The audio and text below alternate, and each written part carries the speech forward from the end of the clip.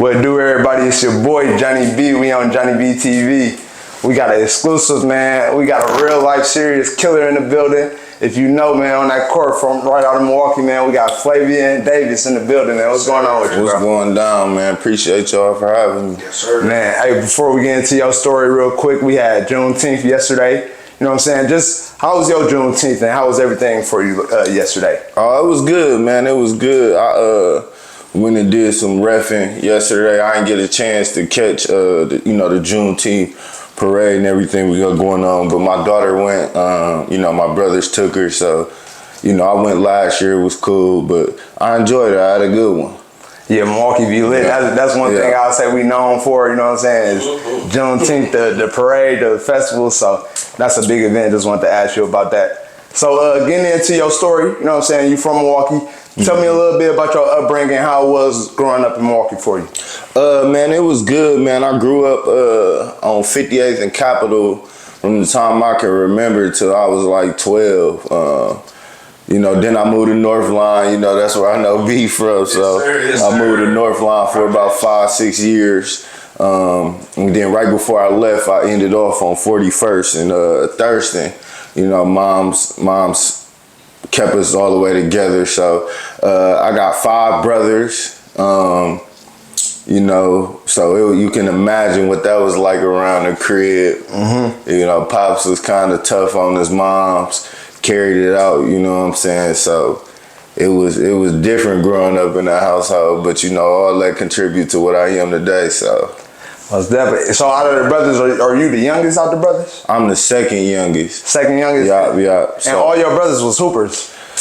Not all of them. Not all majority of them. We all hooped at some point in our life, but 3 of us really took it serious and played at the highest level. So it's me, it's Pre, Chuck ended up playing college football though. He was better. He was better at college football. So we all, me, Chuck, and Pre, we all went to college. We all played college sports. We all went to school for free. My dad, he got 2 kids by, another woman, but he raised us all together, know. So they played sports too. They just ain't carried it out, throughout high school, whatnot. My little brother played up until like 8th grade, and then he stopped. He did track like freshman year of high school. Then he pretty much was done with the sports after that. So, but yeah. We a real sports-oriented family, you know. So I was gonna say that would be like your first influence. You'd say is your brothers, as far as like just getting into sports. Period. Yeah. So bro, to be completely 100, it was just what it was. Like what I'm saying. Yeah. Like as far as I remember, I was gonna hoop. You know what I'm saying? Bro was hooping. Watching him play at the highest level. What a lot of people don't know, my brother Chuck A, the one up under Pre, he won nationals in the 5th grade. He played on Young Lions with like Corey and Monty, all them. Oh, okay. So he was playing high level basketball from a young age too. So I got, Pre playing high level basketball, Chuck playing high level basketball. It was what it was. I just knew that's what I was gonna do. So. And you mentioned Pre, the Pre Fletcher. Everybody, in the city know he was, an icon in the city. So you being his little brother coming up, behind that, do you feel like you had strong expectations coming up, to thrive? Yeah, it was expectations, but at an early age, when I was like 9, 10, I wasn't very good, but by the time I was like 13, I was that, you know what I'm saying? So still, all in all, 13 is a young age. So it wasn't much that those expectations went too far because, by the time I was 13, I was on track to be what bro was. So, And I was gonna ask you too, like as far as when did you start playing organized ball, and was you talented out the gate? But you said it was, man. The people that know me, when I was like 9, 10, man, I couldn't chew bubble gum and walk up the court at the same time. Real shit. You know, I was always taller than everybody, way taller than everybody, you know, so I didn't grow into my body, uncoordinated, you know. Did they throw you right in the post, you know what I'm saying? Yeah, they threw me right in the post. So I started off my first, so, you know, I played school basketball at Garden Homes Lutheran. Second grade, I played C team, you know, second, third, fourth. Yeah. So I wasn't really getting no action like that. You know, I was just more so happy to be on the team. My older brother, Chuck A, was on the team. So, you know, I had some people ahead of me. Fourth grade year, that's when I started playing AAU. I played fifth grade. Okay. So I'm a name. So it was Johnny Lacey, Jamil Wilson. It was this Bud Kenneth Pope. He was really the one at the time. I heard that he name. Was cold. Bud. He was cold. Jontel Devereaux from Madison. Josh Brown. Like we had a whip. You know what I'm saying? And some killers. And they was cold back then. You know, and I was like the one. It was me and Eric Mitchell. You know what I'm saying? We was in the fourth grade, everybody else was in the fifth. But even Lil E was cold, you know what I'm saying? I just had the height. So, you know, we go through the whole year. I ain't really playing like that, but it's all good. We traveling. I'm excited to be, you know, because this is what my brothers did. Now I'm here, you know. Thanks. So that following year, B. Jonigan, that's my man's though, you know, but he like, you know, at the time, Big Gary and Theo played on that team too. Theo, this you? Yeah, Theo played on that team. Shout out Theo and Big Gary. Yeah, But so Big Gary ended up coming the next year, and it was one more person. I can't remember, but you know, pretty much be like, man, you and E might as well go and play your age group. You know what I'm saying? He needed them 2 spots, which I feel him, you know. So, bro, I'm telling you, I'm looking for teams, man. I try to go to Swish because, you know, Jigga was on Swish. You know, that was my guy from the block. Man, I tried to get a team made by DTA, you know, because it wasn't time for that. Man, I think I even tried to play with the Rebels, and I don't know, something fell through, so I wasn't. You know what I'm saying? Then I have a cousin named Rachel Hampton. And at the time, her boyfriend was Keith Bearden. You know, that was the coach of the Scholars. So we ended up seeing Rachel out and about. And she like, yeah, we got an AAU program. He can play. You know, we don't got to do all of that. So I go to the Scholars, 5th grade. And, you know, they already had their team, but they welcomed me. And we was getting smacked. You know, we was getting smacked. And this was 5th grade. But so what happened was I started growing into my body. And once I got on the Scholars, man, Keith took me up under his wing. My boy Montez Porter, Devin Green, Eric was there with me. My boy Dallas was there. And what he did was, bro, he had us around in the gym. You know what I'm saying? At the time, my boy Montez, we was so locked in. He used to just be in the gym so much. And I just started being with him. And it just changed. You know, by the time 6th grade school basketball started, it wasn't no seeing me no more. You know what I'm saying? By the time AAU start, now 5th grade, we were getting smacked. 6th grade, we smacking everybody. You know, then we go to nationals. We make it kind of deep in nationals. And I'm like, all right, we valid. So 7th grade basketball year come. School basketball, valid. I went to Garden Homes. My cousin, R.P. Jordan, he was on that team. R.P. Jordan, cuz was on that team. Devereaux was on that team. So it was us 3, and we was too much for whoever. You know what I'm saying? Like, with us 3, we was too much for whatever. So 7th grade year AAU, this when I knew, like, all right, I'm with it. So we switched to playground. For just 1 year, we playground, and we popping everybody. We go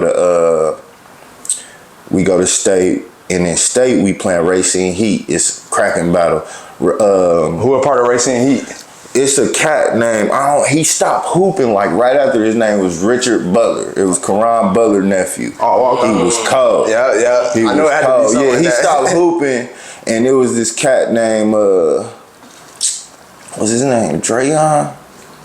Oh, Drayon was Madison Spartans. It was one more cat. Matter of fact, it was Madison Spartans. It wasn't Racing Heat. It was Madison Spartans. Okay. But Racing Heat did have Richard Butler though. But it was a cat named Drayon from Madison. It was solid. He ended up stopped hooping early too. But so it's a close game. And we probably up by like 4 with maybe 2 minutes left in the fourth quarter. You know, so it's a close game for State. You know, back then State was that's everything. Yeah, that's the bragging rights. You know, so man, it's me and Marcus Kirk. Right, we on a fast break. It's me and Marcus Kirk. He come down. RP Ken, that's Marcus Pops. You know, at this time Ken would have us in the gym. And me and Marcus worked on throwing lobs all the time. You know what I'm saying? I'm like 13. We like 13. Yeah. And we make eye contact with each other. And you know what I'm saying? I'm like, let's do it. You know what I'm saying? It's in the clutch. Marcus throw it up. I dunk. Bow. I dunk. It's over. You know what I'm saying? That took everything out of him. So now I'm like, oh shit, I can dunk. You know what I'm saying? That was your first dunk in the game? It's my first dunk in the game. Oh, that's crazy. I'm like, I can dunk. It's on. You know what I'm saying? And it just went south from there. I mean, north from there. We throwing it up every chance we get. Man, that's when we traveled a lot too. You know what I'm saying? We want all the smoke by this point. 7th, 8th grade, 9th grade. You know what I'm saying? We by far the best team in Wisconsin for our age group. We hitting the circuit. You know, we popping teams. You know, we run into the big teams, and you know it go 50-50. We beat some, we lose some, but we there. People know who we are now. You know, we ain't had no sponsors. Like our parents still selling dinners and doing fundraisers to get us there. That's but we showing up. You know what I'm saying? We ain't backing down from nobody. So by like 9th grade year, I'm known like 8th grade too, 8th, 9th grade, I'm known nationally now by it. That's what I was gonna ask you too. So like, you know, all through middle school, you doing your thing. That's where you really feel like you know, build your name just, you know, in the city and like establishing your name in middle school. Yup. Like 7th, 8th, 9th, them like, you know, that first start of high school, that's when I really got established. And you know, the biggest thing too, why I was so locked into the city is one, I never went to a public school a day in my life. Okay. You know, I went to Garden House Lutheran from K through 8th, then I went to Wisco. But I played in every inner city league. You know what I'm saying? Warren in the Powell League. I never played Blacktop. That was the only one. Blacktop with that. I wanted to play, but I never got into it.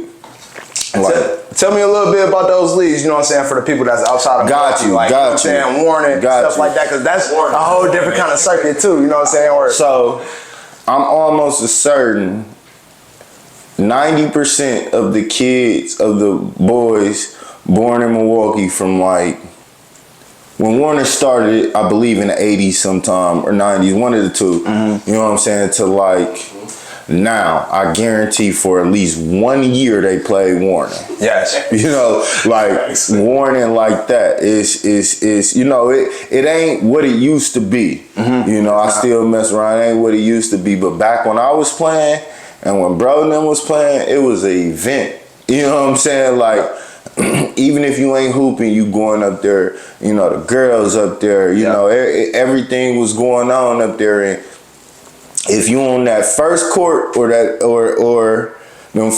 first court, and then you know the other court right there is where they keep it open for the people to run, and then that middle court on that side. If you on them courts, them the prime time courts. You know what I'm saying? That's when everybody's surrounded around the court, and you know that's the pressure right there. You know, where you in front of, you know, the people you go see later at night kicking it. Milwaukee's Record Park, bro. You got to be ready for whatever up there too. You know, and that was the best thing. That wasn't the best thing about Warren, but the pressure that it brings, and either you gonna do what you do or you ain't. You know, and that's the biggest thing. But you know, with Warren though, you have some people that nobody don't know, and they really run at you. Yeah, like smoke a black after. Real shit. Yeah, real shit. They live 2 blocks away. Facts. Live 2 blocks away. Facts.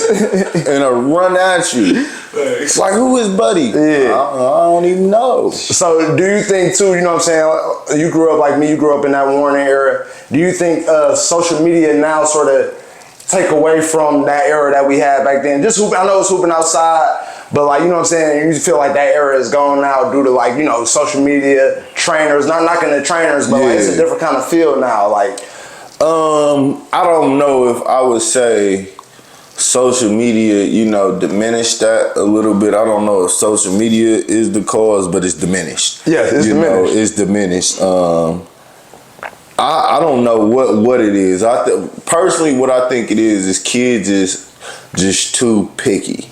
Mm-hmm. Like, you know what I'm saying? Oh, I don't hoop outside. Like, I ain't started saying I don't hoop outside till I went to college. You know what I'm saying? Yeah. And even in that, if it's, you know, my fat bro didn't want to hoop outside, I'll go out there and hoop, you know what I'm saying? But it would, like, you know, first off, Warren don't even go past the age 14 no more. Oh, really? I didn't even know that. They don't even do high school no more. Yeah. I didn't even know that. I didn't know that. They don't even do high school no more. For several reasons, though. And, you know, July is the live period. So the guys, they ain't going to be there anyway. Yeah, you're right. You know what I'm saying? Back then, the guys in the city was playing it. Yeah, exactly. Mm-hmm. Like, I remember there's times I'm going straight from Warren to AAU practice. We finna go to Vegas, big time. You know what I'm saying? And I'm still going to the Warren game just because, you know, shit, it was cracking. And that's why I wanted to ask you, did social media change that a little bit? Because, you know what I'm saying, you was always, I'm gonna give you your credit, you was always the man, you was top ranked in the state at times, you know what I'm saying? So you was never bougie enough, like not too good enough to play outside. Like, you know what I'm saying? I don't think none of these top players would even think to go outside or anything like that. So that's how the culture 100, yeah, I feel big time, you know what I'm saying? Ain't no big names would think about playing outside. They wouldn't even get suggested to play outside. Yeah, for sure. And you was a big name, you know what I'm saying? Like, for sure a big name. So I want to give you that credit. It was a different culture. Man, every big name in 2010 that I know played Warren, you know what I'm saying? The ones around me played Warren just because it's a bragging right, bro. If you win Warren, that's deeper than, but you know, but Custer beating Washington, you know, but if 20th Street beat 2-4, you know, it's a little, you know what I'm saying? It's a little different, you know, so that's a little different bragging right, so, facts. You know. All right, well, let's get back into your story. You know, you did your thing all through middle school. Yeah. You know, made your name for yourself. What made your decision on moving on to Wisconsin Lutheran? You know what I'm saying? Was Wisconsin Lutheran at the time a big basketball school? Because I really only know them because of you. Yeah, honestly. nope. So, boom. So, bro, Chuck A, pre-go to King. You know, Chuck A do his first 2 years at King, freshman and sophomore year. So I'm going to King. Yep. You know, I'm enrolled, everything. So, bro, like June, July, somewhere around that time, it was kind of late. Not really late, but he made the decision of like, I'm going to Wisco for football. You know, but all our people, like I just said, we went to the Lutheran school, so all our friends from that school already, you know what I'm saying, they going to Wisco and his friends at Wisco. So once he said that, it was a no-brainer for me because all my, you know what I'm saying, my two best friends still to this day, my two best friends, they was going to Wisco. So I'm like, oh, I'm going to Wisco, you know what I'm saying? Like, I'm going to Wisco, and that was easy after that. Once bro said he going to Wisco, I'm going to Wisco.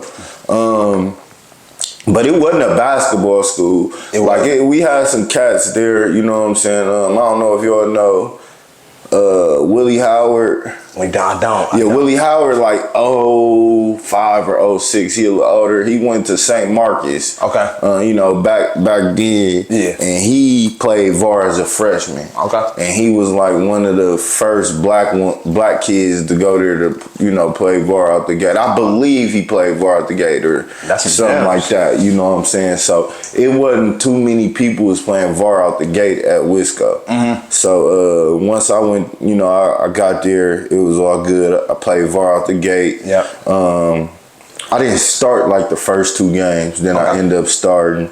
Yeah, I was gonna ask how was it like starting off for you? I know you started. I mean, you went there, played VAR as a freshman, but like, how was your freshman sophomore year? I saw y'all won like conference and stuff like that. You feel like you was like the biggest impact because of all that? You know what I'm saying? For sure. So I ain't gonna say I was the best player on the team, but I for sure impacted.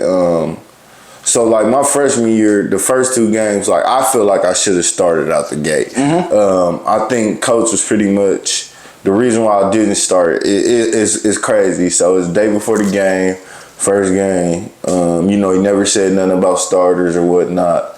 And he blew the whistle, and everybody run into the huddle. I take a shot from half court, and I turn around and run to the huddle. And like he flipped out on me. Okay. You know what I'm saying? Like, I hope you don't think you're starting because of that. You know what I'm saying? Yeah. Which I get it, but I think it was more of like, you know, you ain't bigger than nobody. Yeah, I was gonna say. And I get it. I get it. But so I didn't start like the first 2 games in. I was in the starting lineup. We had Brandon Whiteside. Okay, I remember that name. Freshman and sophomore year. Brandon Whiteside was like the guy on the team. Mm-hmm. You know, he was the guy. Brandon was cold too, athletic. So after that, I might have leapfrogged B-Dub my sophomore year. Okay. But he had knee injuries, you know what I'm saying? There's some stuff that played into that. But I leapfrogged him my freshman year, my sophomore year. I think I was the best on the team. Yeah. It was arguable. So, but B-Dub was really good. My brother played. That was fun playing with my brother for 2 years. Mm-hmm. My guy still to this day, Mel Jamel, he played. Mel was solid. My guy Quan, he played. Me and Quan was the 2 youngest on the team, so we really locked in with each other. He was a sophomore, I was a freshman, but we were young, you know, so we was, you know, that was my boy still to this day, Quan, my boy. But freshman and sophomore year were fun, man. I think our team, my sophomore year, we had so much more talent, but all right, so we had a coach. His name was Dale Walsh. Mm-hmm. Dale was older. You know, he'd been coaching since like the 80s. Okay. You get what I'm saying? He's coaching for a real long time. Yeah. So he was good at what he did. He just wasn't with the evolution of basketball. Most definitely. You know, so his last year was my sophomore year. Okay. We had so much talent. But I don't think he knew how to use us in today's game. Well, at that time, you know, that game. I feel you. So we ended up losing to Brown Deer in the playoffs, which earlier that year we beat Brown Deer by 25. Okay. You know what I'm saying? They came back in the playoffs and beat us by like 20. Yeah, that's crazy. Know, it was like that. You know, it was cool. So then something actually happened to where I was about to transfer back to King. Okay. My sophomore year. So we're playing Wesleyan West. Wisconsin Little 10, first off, it was too easy for Wisconsin. That's what I'm saying. I see you come in, you win in conference. We did, 4 years straight. Like, you know, it was sweet, but it was more of a football conference. Exactly. You know, so on the football side, it wasn't sweet, but on the basketball side, it was too sweet. So we playing Wesleyan West, and like it's kind of clear as day we was getting cheated. Like, you know, the free throw count is outrageous. Yeah. Foul count outrageous. Like, so and was y'all playing out in West Bend? We was playing at Wisco too. Oh, okay. Ooh, at Wisco. Tough. When I mean foul count outrageous, bro, if I'm not mistaken, it probably for the game was like, bro, it was like 7 to like 30. Oh, that's foul count. Free throws was like 10 to like Especially with somebody like you that's gonna be aggressive towards the basket. They just like the foul count. So bro ended up so I spin, my spin was the move I did a lot back in high. I spin and somebody like bumped me and I stumble, they call it travel. I smack the mat, they take me up. You know what I'm saying? So my brother throw the ball, you know what I'm saying, he get a tech. So we pretty much caused this whole commotion, my family. Yeah. So it was a whole spectacle, you know what I'm saying? And we ended up getting ejected, which we could have handled it better. Yeah. But, it was more of a time, like, ain't nobody gonna stand up for it. Exactly. We gonna do this ourselves, you know what I'm saying? So, coach, he come down there, snap on us, go in on us. So at Wisconsin Lutheran, we get what's called lunch tickets. You know what I'm saying? Where if you a choice student, they give you eat lunch for free. Yeah. So we got to go collect them like every Monday. So we go, collect them from the person who we supposed to collect them from, and she like, y'all made me sick to my stomach. It was just a disgrace watching that. Damn. Is this coming from a white lady? Yeah. Like yeah. So that's a little extra on it. So I go, me and bro, we go tell moms, for anybody who know my mama, she don't play none of that. You know what I'm saying? Yeah. Like, none of that. So moms go up there, go in. She like, and don't worry about it, he won't be back next year. Oh, wait. You know what I'm saying? Yeah. So now it's like, whoa, I'm gonna go to King. You know what I'm saying? Where I was supposed to go. So boom. Going to finishing up the school year. I don't know if y'all remember King get hit with that sanction. Yes, I do remember that. Yeah, that was in the middle of my high school year too. King get hit with that sanction. So now I'm like, whoa, he ain't going there. Yeah, they couldn't go up to state for a couple years. So, at this point, me and mom's talking about school. Tulsa East came up, but we ain't in the district. I even asked mom, can I go to Vincent? She like, hell no. Yeah, you know what I'm saying? So now I'm just, I'm Dominican, all that was out the picture. So now, when I'm thinking of schools, I got to think of like these private schools. Yeah. You know what I'm saying? Which wasn't, I could have got in. Like, I'm for sure I could have got in, but we wasn't trying to press the issue and all that. I feel you.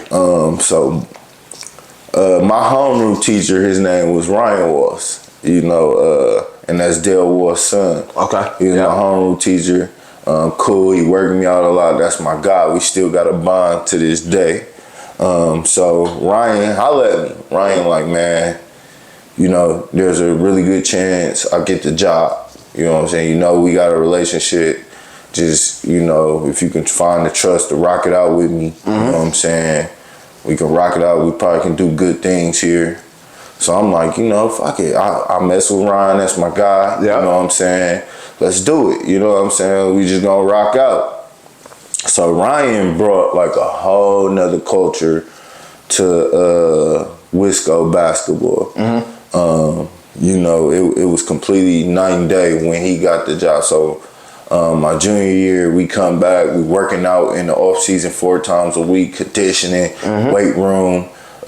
He take us on like a team bonding trip. Or we're doing like a high ropes course where we got to depend upon each other. Oh, wait, okay. You know what I'm saying? So we was super close as a team, and it showed during the season on like how hard we worked. Like, that was the first time I ever saw like if you put in the work, you'll show the fruits of your labor. And we ended up winning state that year. Yeah, exactly. The first time in school history. So his first time in school history.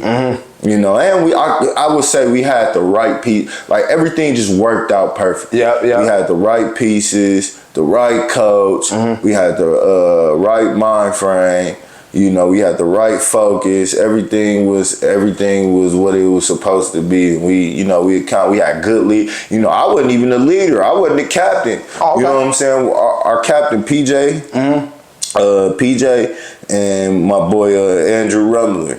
Them was our 2 captains. And when they ran a tight ship, you know what I'm saying? They ran a tight ship around there, you know what I'm saying? Like that, we ain't doing that. We ain't doing, you know what I'm saying? Yeah. Like PJ was my guy. So he was more so like, bro, come on, bro, let's just, you know what I'm saying? Big Rum was Nah, bro. You tripping. You know what I'm saying? You know, it was, and he held everybody accountable, but we also held ourselves accountable, you know. Yeah. We got complacent at one point of the season and we lost. Okay. Was that your only loss of the season? We lost twice. Okay. We lost twice.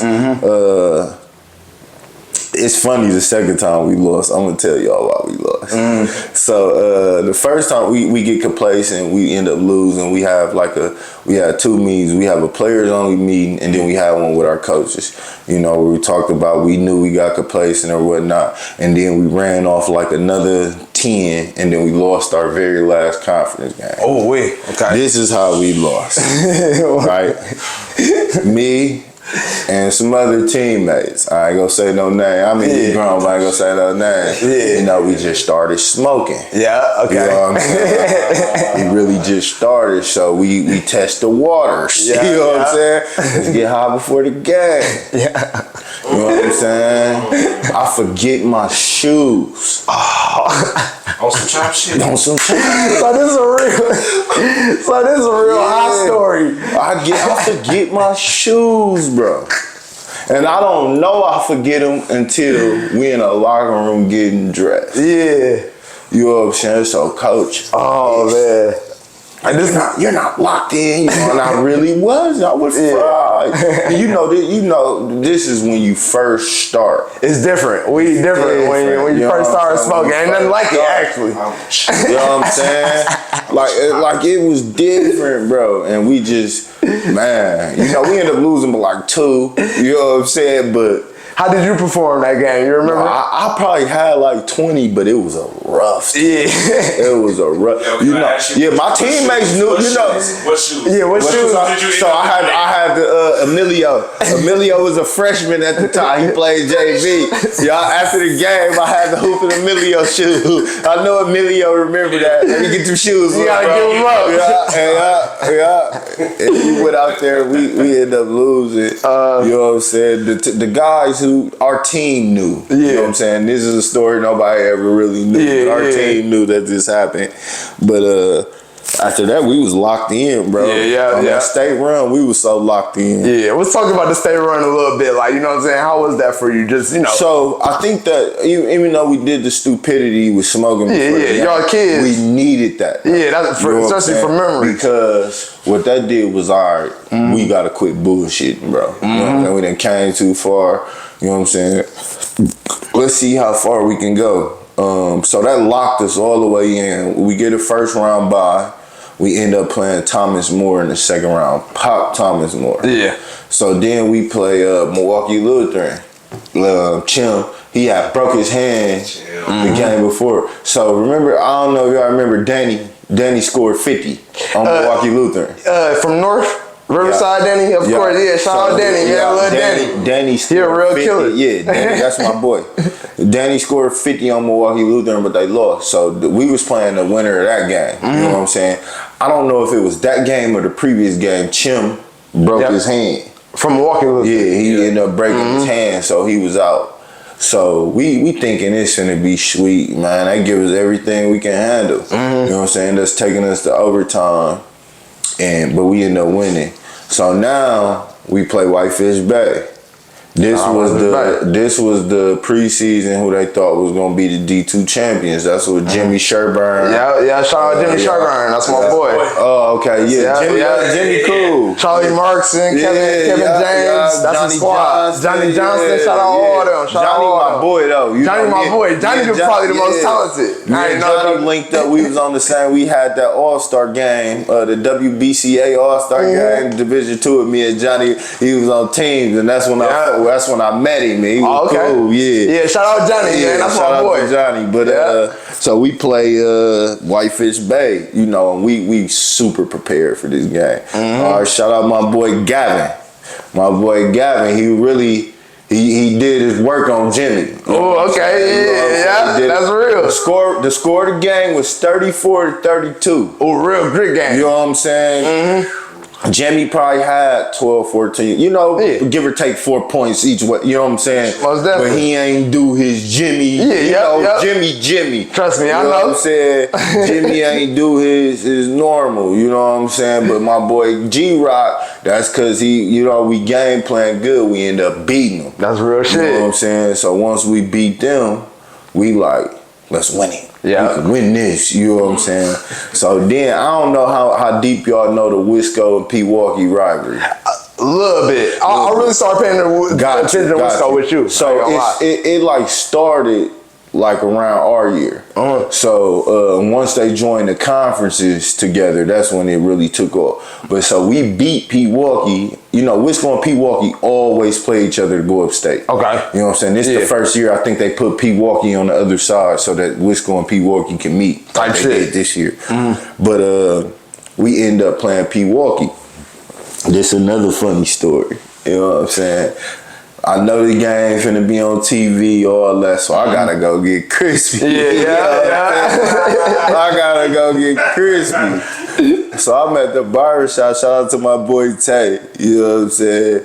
Tay be dragging. You know what I'm saying? Now, I should have opened my mouth probably like, Tay, this the biggest game of my life, bro. You gotta, you know what I'm saying? You gotta come on. You gotta come on. You know what I'm saying? But I ain't hey, we know some dragging barbers, I'm just waiting my turn, you know what I'm saying? But we got shoot around. Let's just say the game is at 3. We got shoot around at like 12. You know what I'm saying? Where we shoot around, we drive to the game. Yeah, and we in Madison right now, right? No, we still, this is the go up state. Okay, so this is at go the up state. Isle. All right. You know what I'm saying? This game at the Isle. Oh, that's big. That's you know big. What I'm saying? Yeah. I'm at the barbershop during the shoot around. I missed the whole shoot around.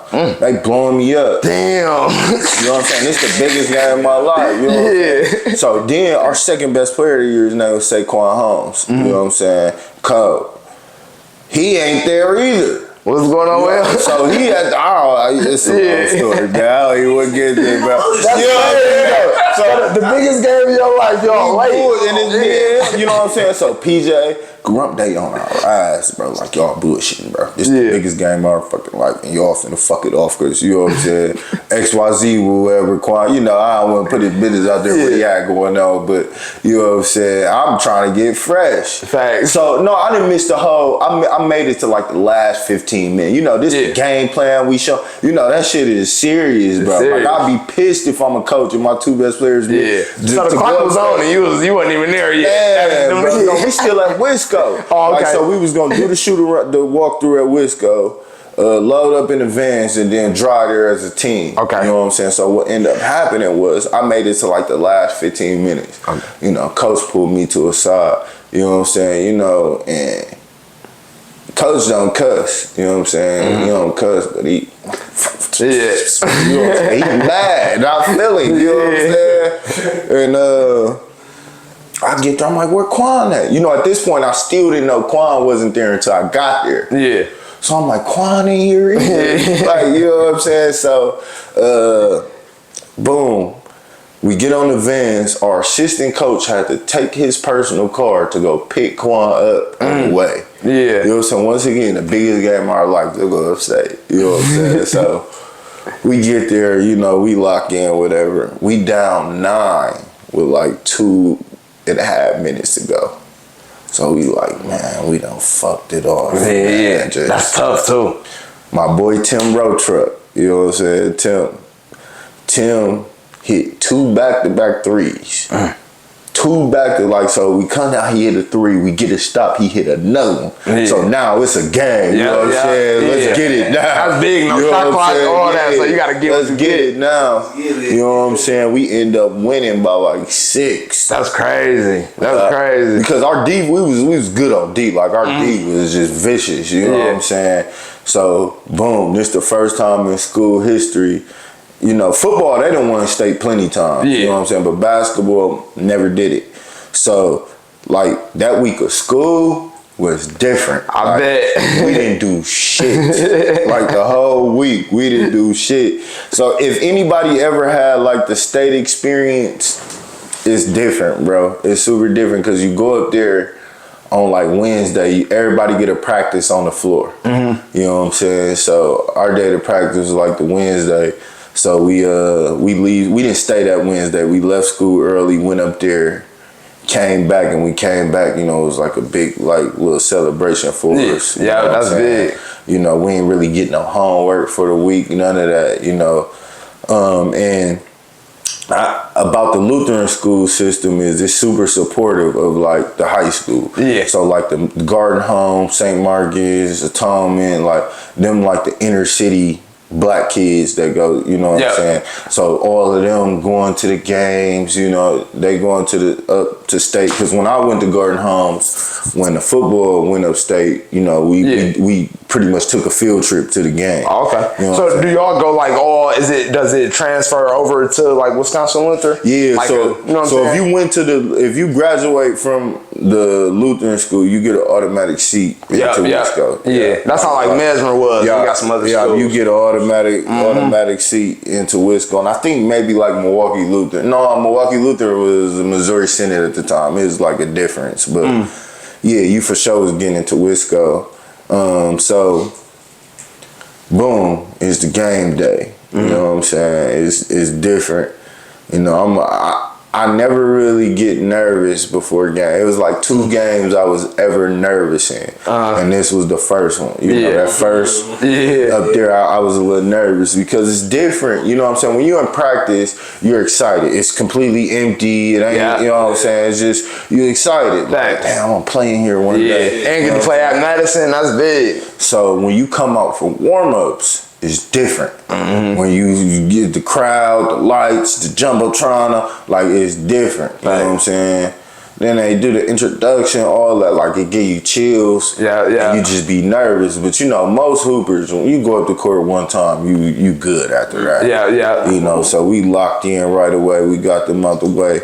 Northwestern, they actually had a cat named Steve Tecker. He was like top 10 in the state too. I remember that name. He ended up going to South Dakota. I played him in college. He ended up going to South Dakota. He was valid too. Like, so it was a real big matchup between me and him. I want to say he might have even outscored me. I had like 24, 26. He probably had like 30 probably. He was doing his thing. Yeah, Steve was not. I mean, not Steve. Steve Tecker was nice, but you know, we had the better. They was big too. Like they center was like 6'9", they forward was like 6'7". Steve was like 6'4". That's who y'all beat in the championship game? We beat them in the semifinal. Okay. You know what I'm saying? But we popped. It was a good game. So we played Monroe in the championship, and it was this cat named Mitch Tordoff. Okay. Steph before Steph. Type shit. Like he ain't really shooting off the dribble like Steph, but the range Steph, you know what I'm saying? My boy PJ. Anybody who we talk about high school that say they killing PJ, I be standing on it. PJ, no, I'm gonna have some of the best defense in the state at the time. Like he was really like that. He like number 2 all-time steals at Wisco. Nobody was killing PJ. Mitch gave him fits. Damn. You know what I'm saying? Mitch hit him for like 33 in the championship game. But we won, bro. Like Monroe had a stupid game plan.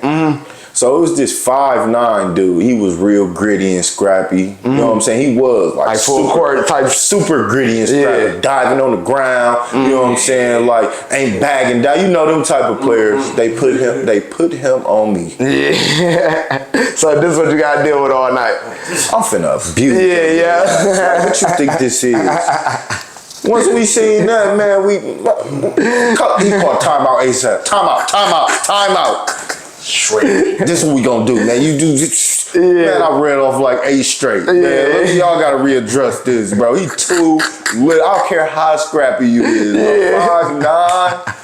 Like, yo, like, who y'all think that's disrespectful? Yeah, that's disrespectful. You know I was just about to say that's disrespectful. Like, that's disrespectful. You know what I'm saying? I ended up having in the championship game like 29.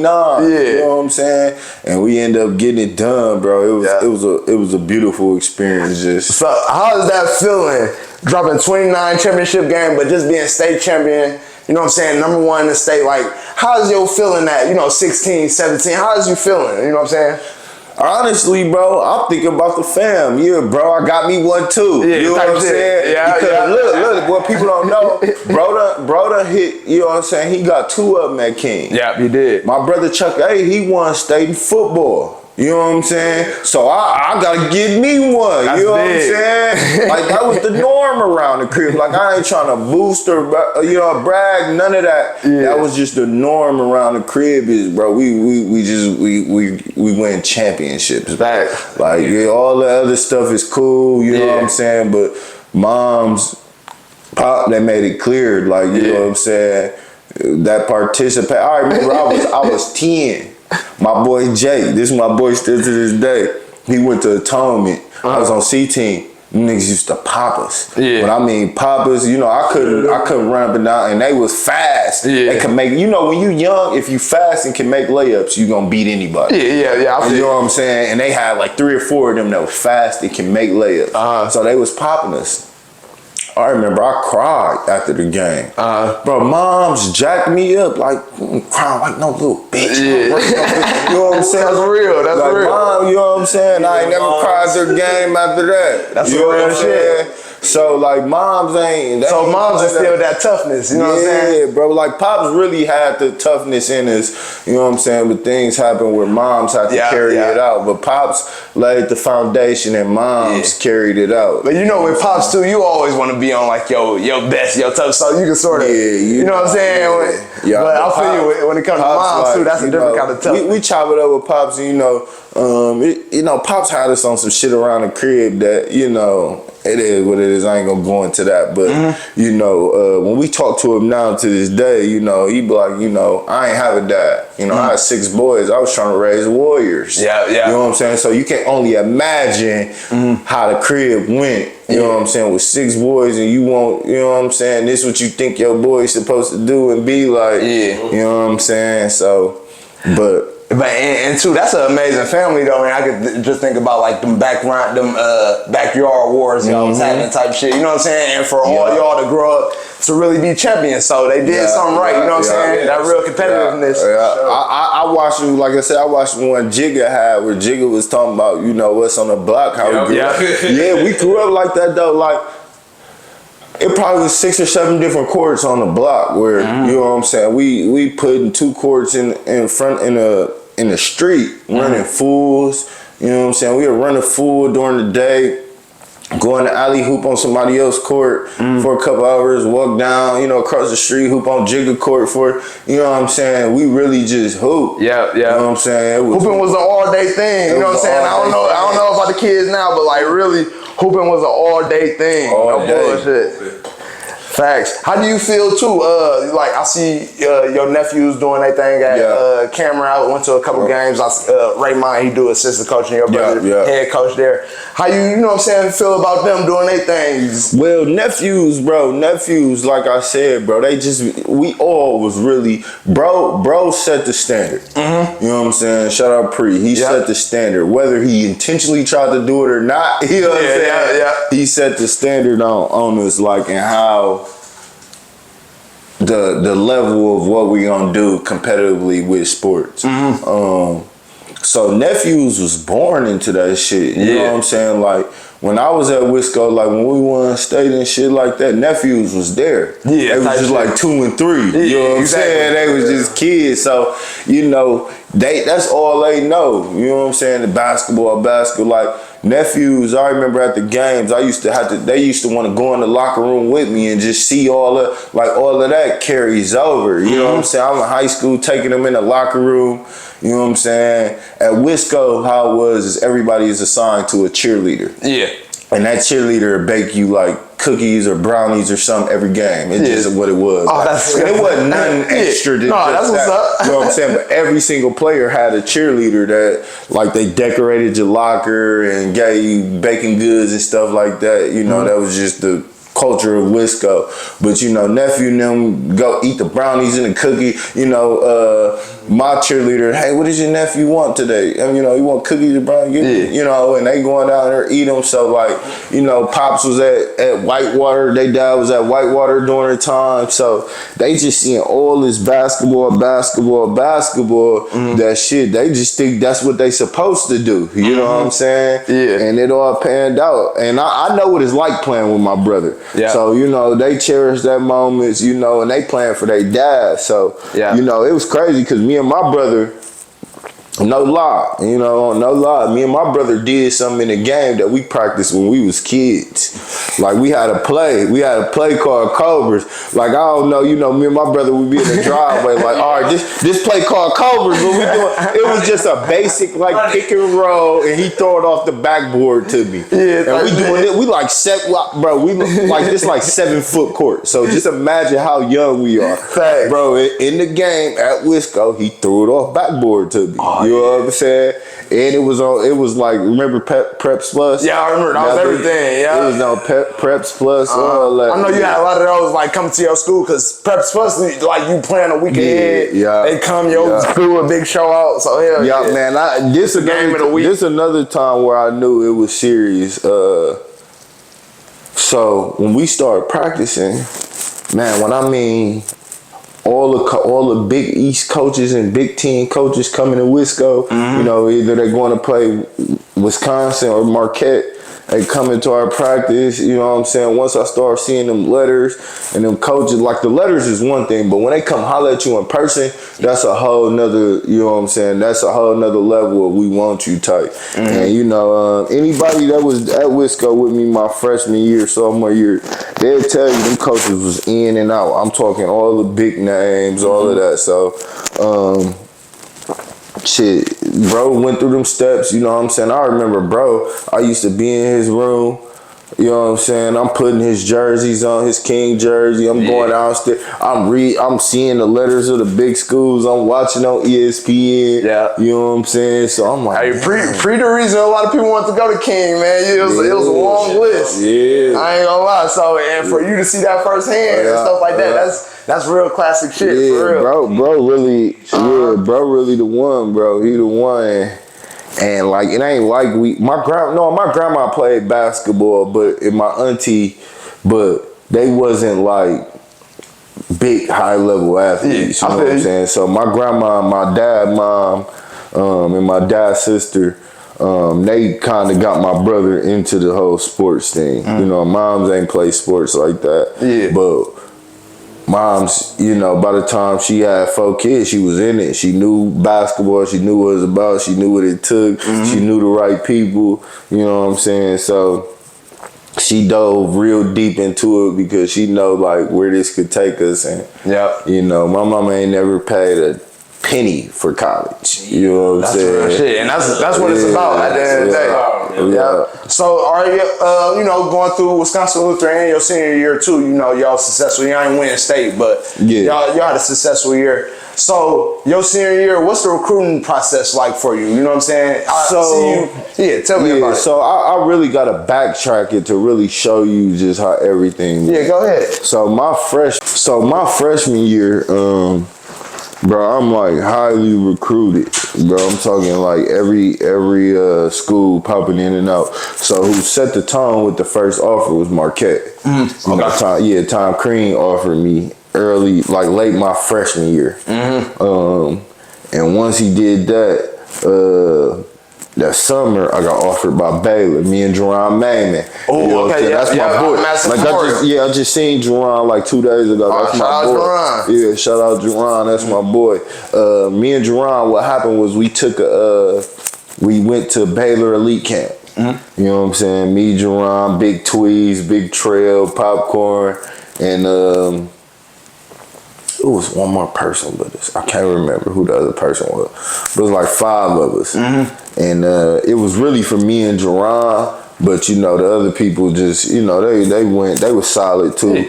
But so me and Jerron went, and it was like I don't know how much you know about like elite camps, the elite camps. So I do. You know, everything is for like a prize. Like all the competitions you gonna win is some shorts, a shirt, something. You already get the shorts and the shirt, and you just win additional stuff. You know what I'm saying? So we was doing like this continuous 3-on-3. Where if you score, you get it out, you go the other way, other 3 down there ready for you. And this one I really knew Jerron really was cold. Yeah. It's me, Jerron, and at the time AJ Warden. He went to Baylor too. He played like 4 years. He was just okay. Yeah. His name was AJ Warden. It was us 3 on the team. This man Jerron scored 8 times straight. Yeah. When I mean getting the rebound, pushing it up. Yeah. We spread it. He work out. I'm talking J, everything like he almost was like a little mini Malik Beasley. Yeah, he was left hand too. Malik Beasley, Beasley. Mike Beasley, yeah. You know what I'm saying? Like he was cold. Like I knew he was cold, but I didn't know he was that cold. Yeah, you know what I'm saying? And he was good like 6'8". Yeah, I said, bro, the truth. You know what I'm saying? So then I start getting off. You know what I'm saying? I start getting off. And how bro real life like he be happy for people. Okay, you know what I'm saying? So he geek, bro, you know what I'm saying? Bro. So we in there popping them. You know what I'm saying? So Scott Drew, he pulled us out the camp. You know what I'm saying? So at that point, that's the head coach for Baylor, yeah? Okay. So he pulled us out the camp and we go on like a little tour around the campus and he chopping it up with us. And it's me, Jerron, and Jerron Pops. He offers right then and there. Yep, like hopefully one day y'all can be here, man. Y'all give me the word. We can do this right now. That's beastie. You know what I'm saying? I'm like, nah, I gotta talk to I'm like 15. You know what I'm saying? I gotta talk to my mama, bro. I can't make no type of decisions like that, bro. So that's major. And too, around that time, that's when Baylor was trying to turn themselves into a basketball school. Yeah. They was getting a lot of talent. Yeah. So that was like, but I really had to start getting recruited, bro. Now that I think about it, when I was like in the 8th grade, bro. So Lil Danny, you know, I remember bringing y'all know who Keontae is? Keontae, from where? Keontae, Mike Foster. Y'all know Mike Foster. Okay, I do know Washington. Yeah, Mike Foster. Keontae coached at Watt. He was like assistant. He is handler. Okay, all right. You know what I'm saying? But bro been in the hoop culture for years. You know what I'm saying? One thing about Keontae, he a real solid cat. You know what I'm saying? If you ever played for him at least once, you locked in with him forever. You know what I'm saying? There ain't no, if you don't mess with me, I ain't messing with you. If you ain't playing with, like, he don't be on none of that. You know what I'm saying? And so what happened was, bro, I don't know where I ran into Keontae at, but he like, hey, I'm putting this team together. It's a real deal on the hill. It's in Arkansas. That's like a live, So he putting the team together here. He got like a Indiana team. It's called Bless IJN. Okay. You know what I'm saying? So it's like Danny, y'all know Marquise Lewis. Madison. Brennan. Yeah. So shout out Brennan. I know. Brennan. Them two together. So it was Danny, Keith. I forgot he had that shit. Yeah. Steve Durham. Shout out Steve. Ed Reed. Eric King. Yeah. Big Montreal Clark played. My guy Quan played. So Keontae like, you know, I'm gonna come holler at your moms. You know, I holler at Keith, which was my scholars coach, to see if you can come. So it was me and my guy Montez was supposed to go. But last minute, Montez bagged out, you know what I'm saying? But I'm like, Mom, bro, I want to go hoop. You know what I'm saying? I done practice with these niggas all week. You know what I'm saying? I'm trying to go hoop. So Mom's real skeptical about it because she don't know them like that. You know what I'm saying? I feel that. So Mom's like, you know, forget it. You know what I'm saying? I'm going to just let you go hoop. So I go out there, get my shit off. You know what I'm saying? This one I really realized too how cold Lil Danny was. Yeah, Lil Danny was really cold. We got to speak on that one day. In the Final Four, me and Danny single-handedly, you know what I'm saying? We thrashed them, you know what I'm saying? Like Keith and Brennan, you know, they defensive players, you know what I'm saying? So they gonna give you everything you can handle on D, but, you know, offense, they could hit a 3 or something, you know what I'm saying? But they wasn't really like offensive minded like that. No knock to them, you know what I'm saying? But me and Danny was the offensive, but so we go on the tear, we end up winning.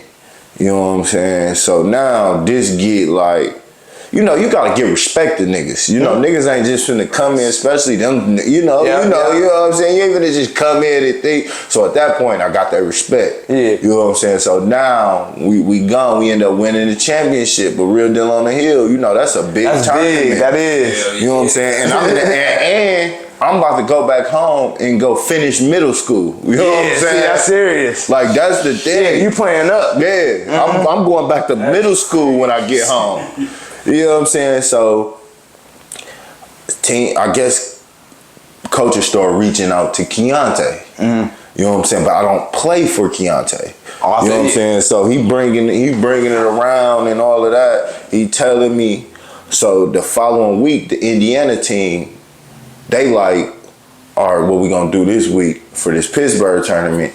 Y'all bring 5, we bring 5. Because he had 2 of the same age groups. They wasn't shit. And we won the tournament. So he like, now I'm gonna get your 5 and we get our 5 and we just gonna go to Pittsburgh together. So the 5 we took was me, Danny. Y'all know who Vontrell Sawyer is? I don't. Little short Vontrell. Vontrell was nice too. Me, Danny, Vontrell, Steve Durham, and Montrell Clark. We go out there mix in with that. So first, let me go back. When they asked me to go to Pittsburgh, I asked moms. Mom's like, no. You know what I'm saying? Like, I don't know, you got a team. That's the way we finna start this. You know what I'm saying? So I'm like, moms, you know, I'm pissed because I want to go. You know what I'm saying? So bro ended up, Keontae, my guy Nut, bro. This is my guy Nut. I'm gonna explain to y'all who Nutty is in a minute. But my guy Nut, they come to the crib, they holler at moms. Mom's like, I ain't got no money to send him out of town. You know what I'm saying? They like, he don't need no money. You know what I'm saying? We got him. So, bro ended up talking to my mama. Chuck A ended up talking to my mama like, this can be a big opportunity for him. You know, he understood what was going on. So he ended up busting it down to moms like he probably should go on this as a big opportunity. So I ended up going. So we like at dinner or something, and Keontae got a cousin named Peanut who did some. He was assistant coach. Now you know how them niggas is with Pape that really don't know basketball, but want to be around kids. You know, he really solid. He just want to make sure kids do. And that was him. Okay. You know what I'm saying? That's some real shit. So, you like know, his favorite line, man, you little nigga got to play some defense. You know, that's all they know. You know what I'm saying? Yeah, so OG Nut, so we go to Pittsburgh and we at dinner or something, and Keontae like, you know, that's little brother. You know what I'm saying? He was locked up, you know, Unc was locked up. And he like, you know, the Fletcher from King? Like, yeah. He like, man, I was betting on him in a joint. You know what I'm saying? He wasn't even some money on my life. He like, I was betting on him in a joint. What happened to him? Where he at? Yeah. You know, so I go through bro's story like, you know, yada, yada, yada. He like, man, don't tell me that happened. I'm like, yeah. He like, young dog, man, don't ever feel like you gotta do any of that. Call me before you need anything. You know what I'm saying? And I'm like, all right. Letting this shit go in one ear out the other. He was cool, but at the time, I'm like, man, I feel that. Finna be calling you. Yeah. I don't even know you like that. So we get back, and I never played with him again. Like, not another game, ever again. And so, like, maybe a week or two later, Peanut called me, like, what up, man? You know what I'm saying? What you want? You hungry? You need a haircut? I'm like, shit. Hell yeah. You know what I'm saying? Like, yeah, come grab me. If that's where we go, you know what I'm saying? So come grab me, we go eat, get my hair cut. You know what I'm saying? Like the following week he called, you know what I'm saying? So now I get to a point where I'm like, damn, I need $50. So I call Nut, let me get 50. Yeah. All right, I got you. You know what I'm saying? So my mama don't like it. You know what I'm saying? Because now she know what's, you know, not putting his business out there, what's going on. You know, we all from here. We know what's up.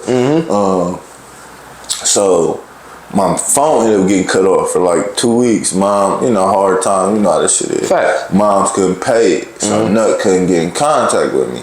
So one day he ended up just pulling up to the crib in North Lawn, and I was outside. He like, what's going on? Woo, where your phone at? Like, it's off. You know what I'm saying? He like, where your mom at? You know what I'm saying? I'm like, she in the crib. He like, tell her come here real quick.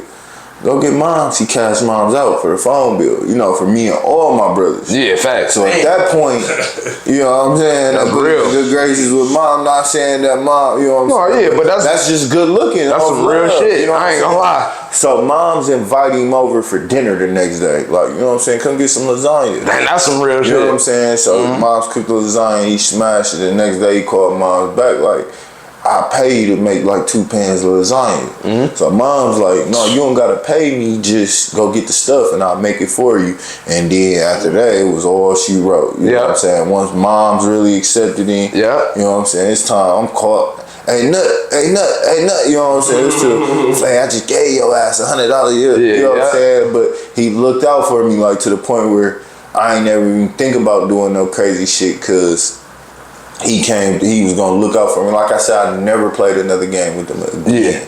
And still looked out. And he still was, you know what I'm saying? At that point, it was deeper than just looking out. It's my people. You know what I'm saying? Because you know how people with that lifestyle get down, you ain't really going in their personal space like that. You know what I'm saying? You know what I'm saying? Like, I'm spending the night at bro crib, at Unc crib. You know what I'm saying? My brother and Mel and them, they coming off. I don't know if y'all remember Ladybug had the team night. I remember Ladybug. You know Ladybug had the team night. So, we ain't had no money. You know what I'm saying? Of course. So we had nut houses, me, bro, and my guy Mel. We like, yeah, we trying to go out. He gave us like all 60 a piece to go out. Like, he was just that type. I went on a visit to Marquette where I was finna play an open gym with like Jimmy, Lazar, that time. like Dominic was gone. Was Dominic gone? Dominic was still there. Dominic was there. Dominic James, Jarrell. No, Jimmy knew. This wasn't the time with Jimmy. He was like Jarrell Wes Matthews. It was them. So I was like a sophomore. They had like an open gym. And I went and played with them, you know, because I had the offer, so I went and played with them. And I ended up taking I took Nut. You know what I'm saying? So you can only imagine how hood nigga is. Yeah, you know what I'm in saying? an environment like that. He in a locker room. You know, he on phone. Nigga, I'm right here with Dominic James, nigga. You know what I'm saying? You know what I'm saying? Nigga, I'm looking at the picture of Dwayne Wade right now. You know what I'm saying? It was happy for him. You know what I'm saying? Because, you know, they don't see that type of stuff. No. But, you know what I'm saying? I'm going to show you something new. You know what I'm saying? So we went, he watched me. You know what I'm saying? He was mad. It's funny. I'll never forget this, bro. He was real life salty at Jarrell McNeil. I remember Jarrell McNeil, yeah. Bro, I blocked his shot and he called a foul. You know what I'm saying? Jarrell McNeil, and that was pissed. Motherfucker, you big motherfucking defender of the year, you call motherfucker. You know, he was mad as hell. You know what I'm saying? Like that. It ain't that serious, bro. You know what I'm saying? Motherfucker finna go to the NBA, he called a foul. This 16-year-old done blocked this shot. You know what I'm saying? He was mad, but like just to see the excitement on his face where he all like, you know them locker rooms next to, at the time, state of the art. You know, it ain't nothing on what it got now, but at the time, it was state of the art. Yeah. You know what I'm saying? So just... Shit, it was everything to be at that level, period. Of course, people got NBA dreams, but Milwaukee, it was big. Oh, you ain't D1, you D2 is a bitch. They used to go at you for that. You D2 is a bitch. Like that's a discredit, but it was serious to go D1 back then, especially a high major D1. It was a thing. Yeah. So and then, you know, they treat you how when you go on the visits, bro, they treat you like you family anyway because they want you there. So they giving you access to all the shit. You know what I'm saying? Like, only thing you ain't getting access to is the gear. Fact. You know what I'm saying? But you going in the refrigerator, you playing the game, you doing whatever you want in the locker room. You know what I'm saying? What they doing, and it was just a good experience. So then Nut ended up getting knocked, though. He got knocked. You know, he ended up doing like 15 years. Like that year, he just got out. He just got out when I was like 30. Type shit. Yeah, he got out with 30. But I kept in contact with him the whole time. Yeah. Like, he was so tight. He sent me cheese on my birthday like twice. Yeah. You know what I'm saying? From the joint. That's crazy. $100 check, like 2 different times. But that's the type of level me and Unc was on. Like, you know what I'm saying? You know if somebody really for you or somebody trying to use you. That's a fact. You know what I'm saying? Yeah. Bro really was for me. He was, you know what I'm saying? He knew my people and shit. And I know with that too, like, you know what I'm saying? Just, you know, with your level, you always had your name coming in freshman all the way through senior year. Yeah. So I know you was sort of getting attacked with that. Every kid don't go through that, you know what I'm saying? So like, people maybe, you know what I'm saying? I know you went through some times where you felt used or you was getting used. You know what I'm saying? You know what though, bro? I ain't gonna lie to you, bro. Like, one thing about me, and I think my brother Pre, he put this in our head, bro. We wasn't going for none of that, bro. I feel that. You know what I'm saying? Bro instilled that shit in the early age, like, bro, fuck niggas. You know what I'm saying? Like, real talk. Like, you know what I'm saying? Like, you got your people. Like, my friends I was telling y'all about, you know what I'm saying? Them been my same friends since I was 9. That's you know, some people come in and out that you try to give a chance, but my core people I'm around every single day, I knew them my whole entire life. You know what I'm saying? It was my friends from when we started hooping, my friends from when, you know, I got good, my friends from when I went to high school, my friends through college, my friends when I went to Norway. Like, you know what I'm saying? Them been my guys. I never really tried to join, like, the basketball crowd and all of that. You know what I'm saying? Like, niggas is cool. Yeah, of course. You know what I'm saying? I'll kick it with you, chop it up with you, but like, I ain't finna just make you my everyday guy because we play basketball. That keep you away from the politics, and especially back then too, you know, social media wasn't that big, but like that ranking list, that put you up there with the top people. So like, I done seen, you know, just in high school, you catch that fame. If you number 1, number 2 player, there's gonna be people around you just for that. You know what I'm saying? That's good that you knew who it was and who it wasn't early. You know what I'm saying? That's important. So it was cool, man. Hooping was just. It was fun, bro. Yeah. Like, it was second nature to you? It was second nature, bro. Like, it was just something like I always knew I was gonna do. You know what I'm saying? Like, I always knew I was gonna hoop. So, you committed to Loyola, right? Yeah. But then you end up going Juco in Texas. Yeah. So just give me a breakdown on how all that played out.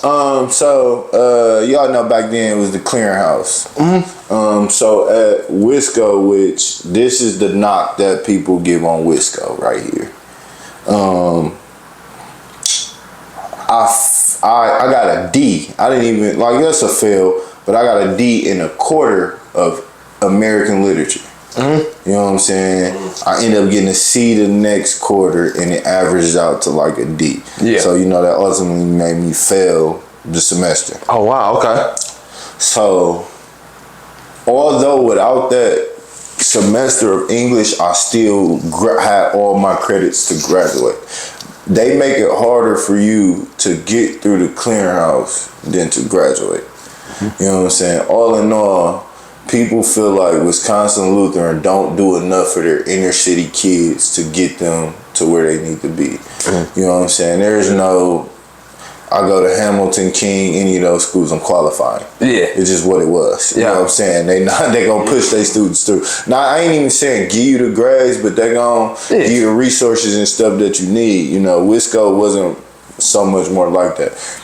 Now, they did take an extra step for me to try to get me to where I need to be, but it was like, all right, this the extra step, you on your own, make it work. If you don't, that's on you. Yeah. You know what I'm saying? Versus, you know, a private public school with a, you know, we're going to sit down, we're going to do this together. You know what I'm saying? I was a kid at the end of the day. You know what I'm saying? Like, I probably should have had a little more guidance on that aspect of like, do you know really what you're doing? And if you don't do this, this is going to happen, which I probably was told that, but it was more so of like an option versus, you know, this is what's the fuck is finna happen. Yeah. You know what I'm saying? So.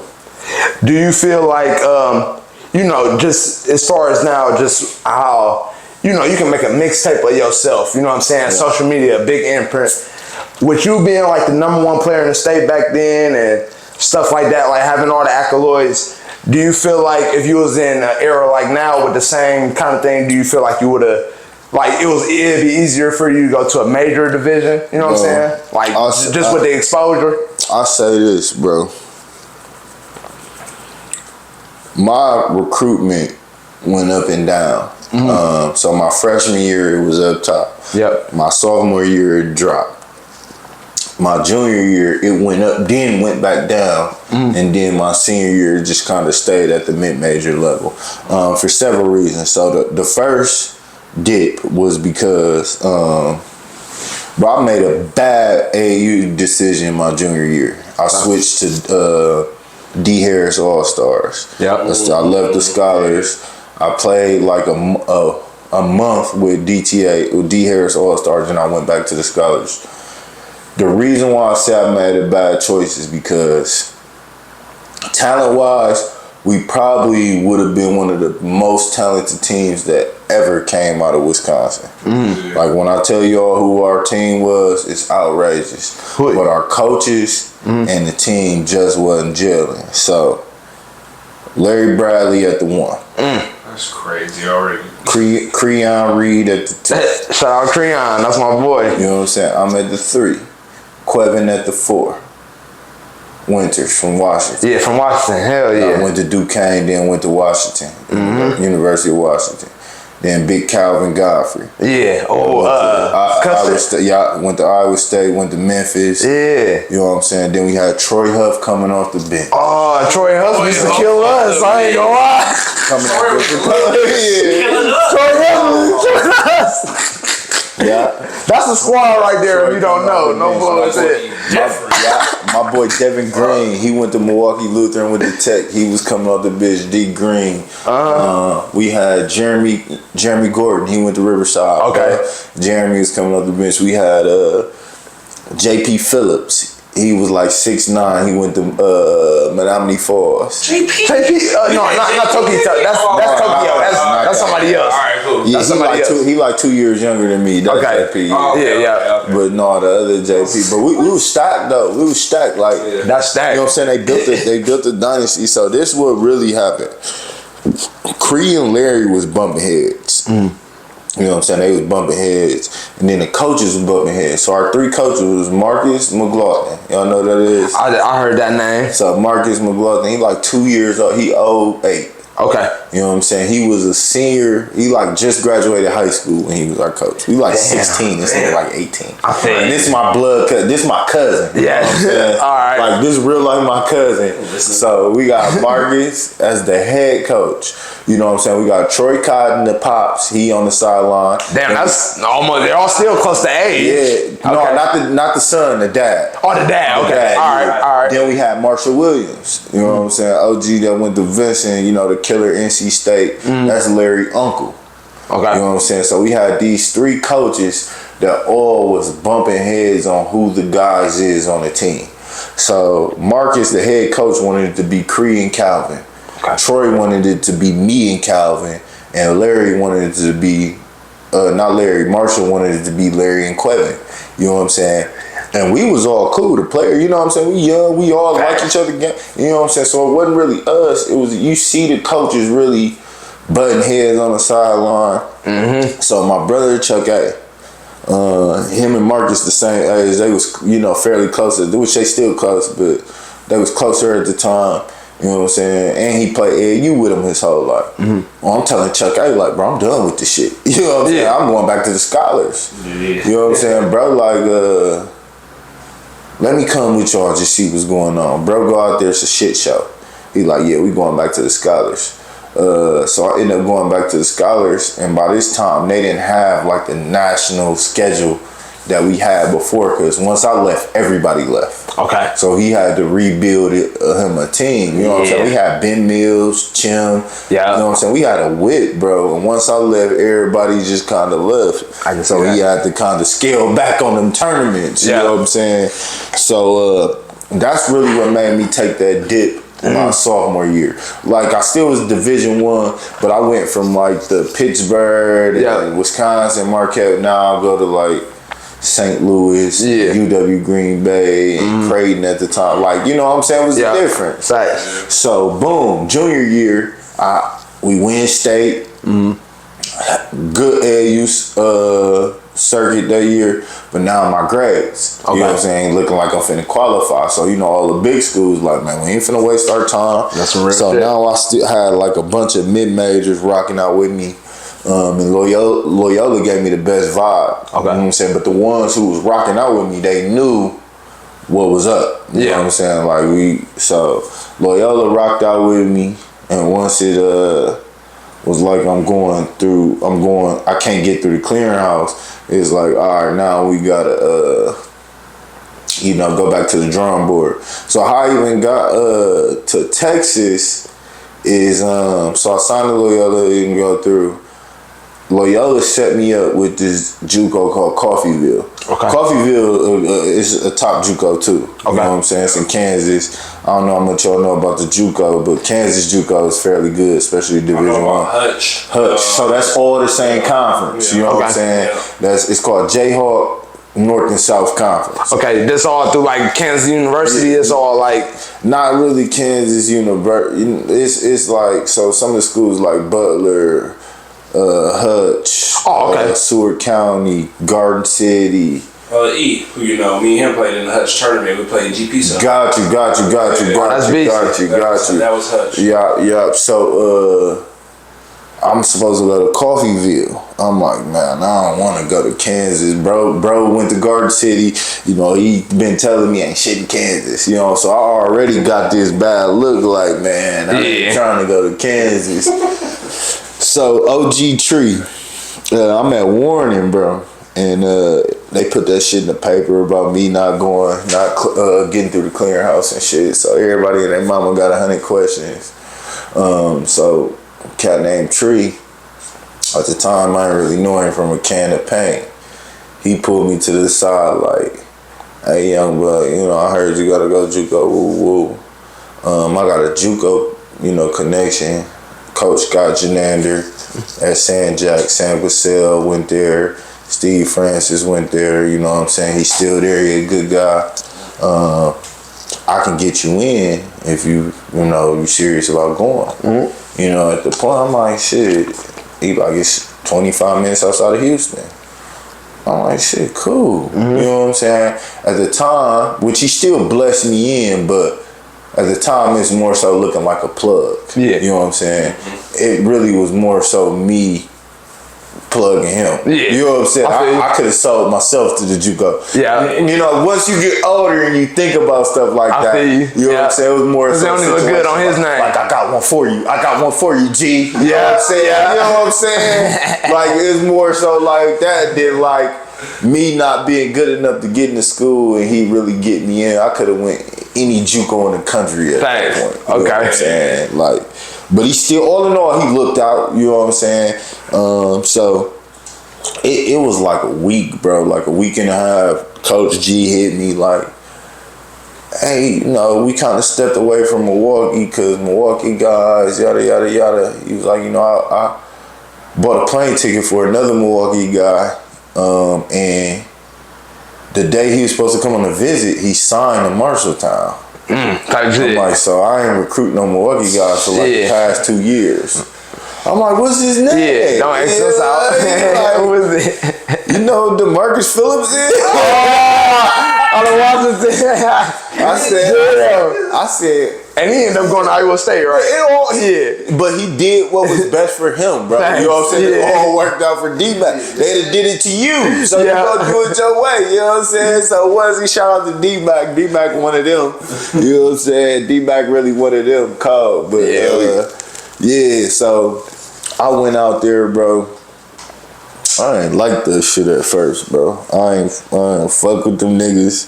None of that type of shit. But they made it that way at first.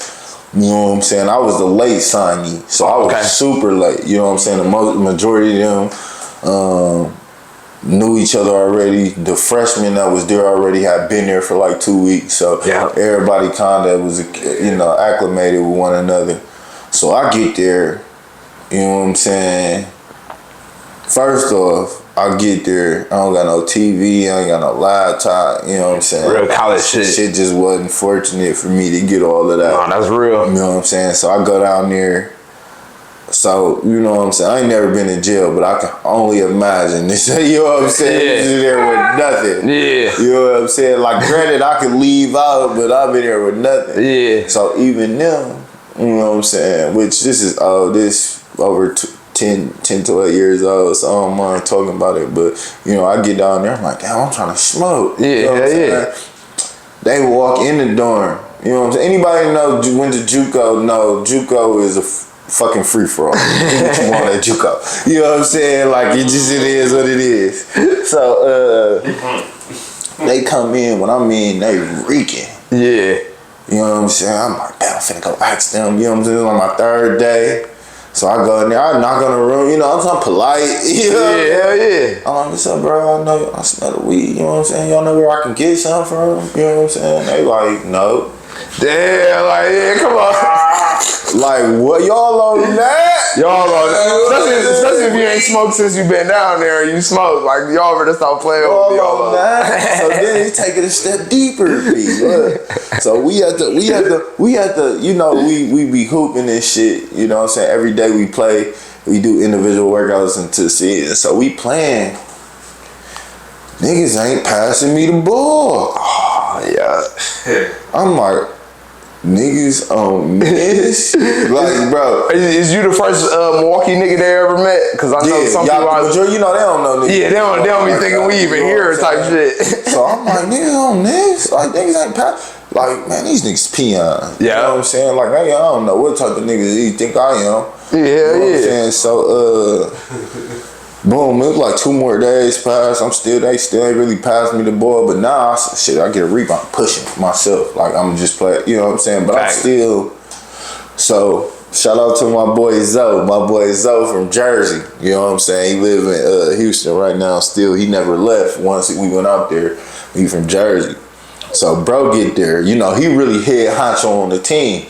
I just don't know who because I done came so late. You know what I'm saying? They acting like they the guys and they really ain't the guys. You know what I'm saying? Dollars the head honcho. Thanks. You know what I'm saying? So Dollars get there. He like, yo, what's up? I'm Zoe. You know what I'm saying? I'm like, I'm Flav. You know what I'm saying? Like, okay. So maybe like 30 minutes pass. He walking down the hall like, I'm finna call Marcus, who got 20 on the ace. You know what I'm saying? This one, it was White Widow. Yeah, hell yeah, the best. The ace was $60. You know what I'm saying? I don't condone it no more, but you know what I'm saying? I'm just talking about from when I was 18. You know what I'm saying? The ace was $60 and like the White Widow. Oh, you know what I'm saying? This is back then. Yeah, good ass. Yeah. So, bro, like, who got 20 on the, you know what I'm saying? They like, I'm good. I'm going to call Marcus and get my $10 holiday. They was buying a Reggie. Yeah. You know what I'm saying? I'm like, man, I got 20. You know what I'm saying? Yeah. I was like, oh, give me your 20. You know what I'm saying? So this what he said that made me like, oh, he the guy. You know what I'm saying? He like, you niggas better not come outside and hit my shit either. Type shit. Niggas ain't step foot in the You know what I'm saying? Yeah, that's how you know. It's me, him, and so now it's me, it's Zoe 6'9". He our starting center. And then our backup center, Chris, he's 6'9" too. We all out there just blowing. You know what I'm saying? Chris was there hooping and shit, but he did his own thing. Yeah. So Zoe talking to me, he like, how you like it? You know what I'm saying? I'm like, bro, I don't like this shit, bro. Yeah. He like, why? I'm like, bro, them niggas been acting gay with the weed. Niggas, we playing open gym. Niggas ain't passing me the ball. None of that shit. He like, don't worry about it, son. I got you. Yeah. So we go to pick up that next day. He like, I'm capping. I got Flav. You know what I'm saying? You know, they got that accent. Yeah. So he picked me up. He passed me the ball. Go to work, son. Yeah. But when I told them niggas a new one that day. I told them niggas a new one. So now niggas know what's up. You know what I'm saying? Now I'm going back to the dorm now. Niggas want to talk. So I really still kept it stiff on niggas. Yeah. You know what I'm saying? It was one nigga, my boy West, he wasn't really acting like that, but he still was fucking with them. So I'm like, man, everybody included. I'm from the meal, bro. Yeah. That type of shit. So I go on like a week of kicking their ass. You know, I'm playing out of anger though. It's different now. Yeah. You know what I'm saying? I'm playing out of anger. Fuck you niggas. You know what I'm saying? Coaches in there now, so now they see what's what. You know what I'm saying? So the season start. I don't know. You know the JUCO shit, like the high level JUCO shit. It's gonna be fights the first month and a half. I'm talking everybody, niggas gonna knuckle up and get it on. Damn type shit. It get like that in JUCO. It is what it is because everybody around the same age. And at the end of the day, we don't got time to waste because we only there 2 years. Yeah. You know what I'm saying? Most of the time, bro, like my school I went to, San Jack, I think me, his other cat, like 2 of us was there for grades. Okay. 2 or 3 of us. Everybody else was there for like cases and shit. Oh, type you know shit. What I'm saying? So Yeah. it was different type of niggas. Yeah. You know what I'm saying?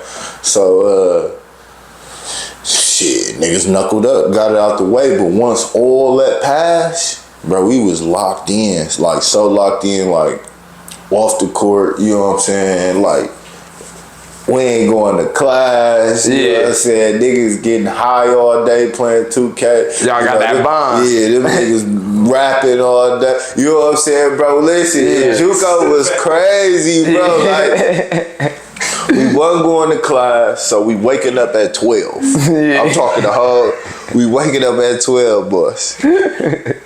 We smoke in the dorm. In the dorm. In the dorm. Our coach lived next door to us. At any time, he could just come in. Yeah. We blow the dorm down every day.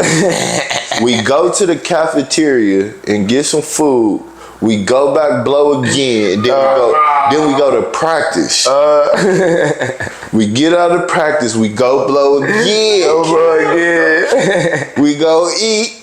You know, we get our dinner from the caf before it closed. Then we just blowing the remainder of the night, playing 2K, shooting dice, any rapping, anything to 2, 3 in the morning. That sounds like a great college experience. Like a lot. And you do it all over again. Oh my life. You know, I'm going to class my first semester. I'm going to class every day, but I'm noticing like, I don't never see these niggas in. Like you occasionally see them, but like, damn, why do you think I'm in the bathroom by myself in the morning, get ready and shit. You know what I'm saying?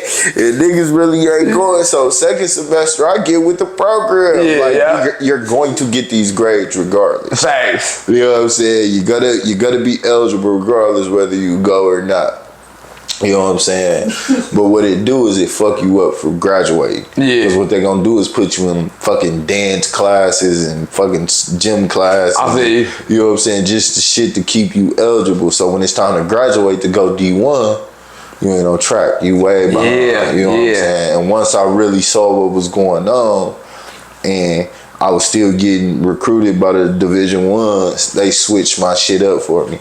Now, if you showing you care and all of that, they'll put you in what you need to be in. Yeah. But if you don't give a fuck and you showing you don't give a fuck, we gonna keep you eligible. You know what I'm saying? In fact, And that's tough too. Is just with the age. You know what I'm saying? Going you 18, 19.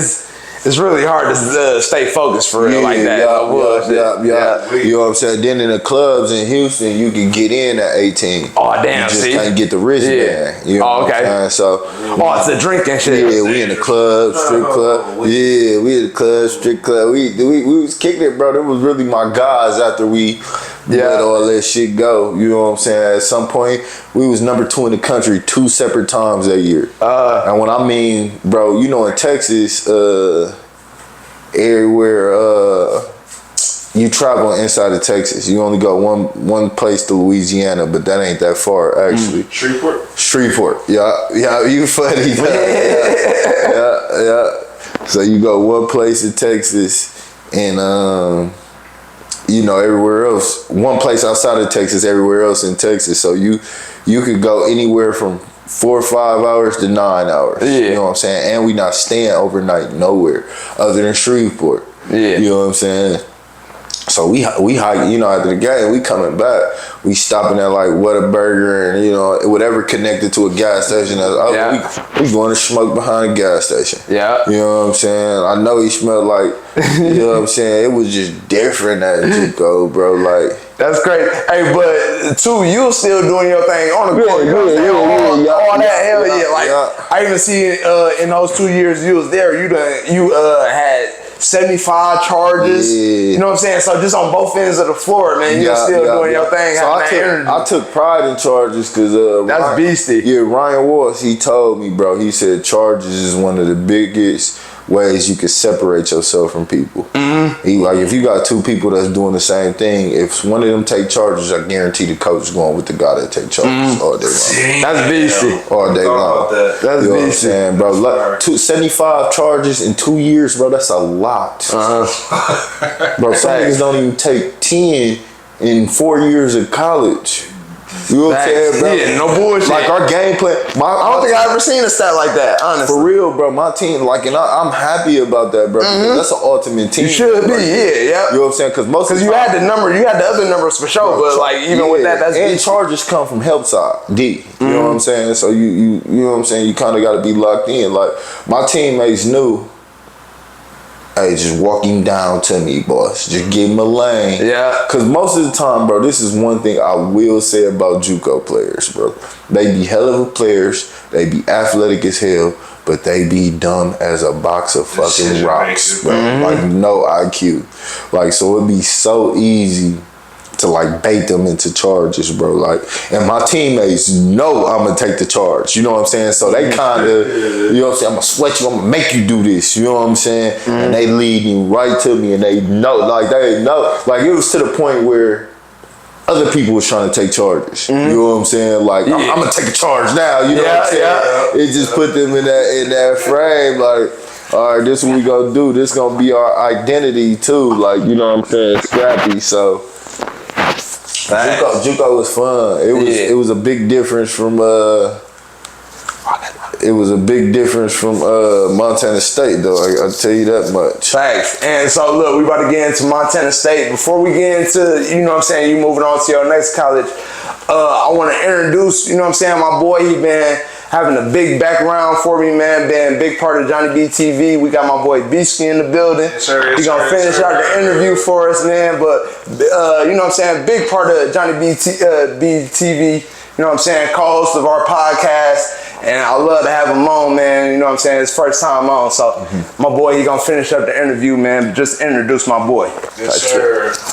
The coldest things is that so I kind of personally know Flav. We stayed in the projects together. I used to see this guy going to Warren, you know what I'm saying, doing his thing or whatever, bro. But yeah, like I said, we was talking about the Juco or whatever, bro. Yeah. So like after Juco, what made you go to like Montana State and then like your experience there on the floor and off? Yeah. That's a different ass state. That's different, bro. That's different. For sure. So, man, I probably wasn't even gonna go there at first, bro. So, boom, I'm Mullins top 100 player. I go to the Mullins camp. I'm doing solid at Mullins camp. So, but you know, coaches, them transcripts gonna tell it all if we messing with you or not. You know what I'm saying? So, transcripts kind of kept me down. Once I went Juco, though, I pretty much stayed at the mid-major level. Like, really, no high majors contacted me. You know what I'm saying? But I stayed like Detroit, Montana State, South Alabama, Troy. So I had a few schools, you know, mid-majors. But once even some of them started dropping off. So I take a visit, my sophomore year at San Jac, I take a visit to South Alabama. Okay. I'm fucking with it though. You know what I'm saying? Everything about South Alabama, I'm fucking with it. You know what I'm saying? I'm fucking with it was a cat I played in the same conference with at Juco. You know what I'm saying? He ended up going to South Alabama. So I was fucking with him. He was cool. I'm like, I really like this shit. You know, it was a Sunbelt conference with like Troy. I forgot some of them other schools that was in Sunbelt, but it's a solid conference. You know what I'm saying? La Tech, Louisiana Tech. Yeah, I think that's in Sunbelt. Solid conference, bro. So the coach, he pretty much wanted me to sign right then and there, like commit right then and there. You know what I'm saying? I'm like, I like it. Y'all my number one right now, but just hold off a little bit. You know what I'm saying? Just hold off a little bit. So I go back to school. bro, maybe a week later, I'm like, you know what? Let me lock this shit in. You know what I'm saying? Let me just lock it in because I like this. It's a solid level. You know what I'm saying? He telling me I'm gonna come in and be impactful right away. You know what I'm saying? So I'm like, fuck it. Let's do it. You know what I'm saying? So I'm calling him. No answer. So I ended up telling my Juco coach, like, you know, I'm calling, bro,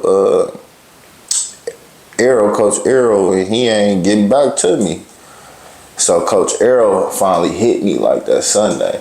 Like, hey, what's up? You know, I noticed you've been reaching out. You know, just to let you know, we had a high school kid that committed, so we no longer got that scholarship. So that was a fucking blow. Like, yeah. Like, what? Right. You know what I'm saying?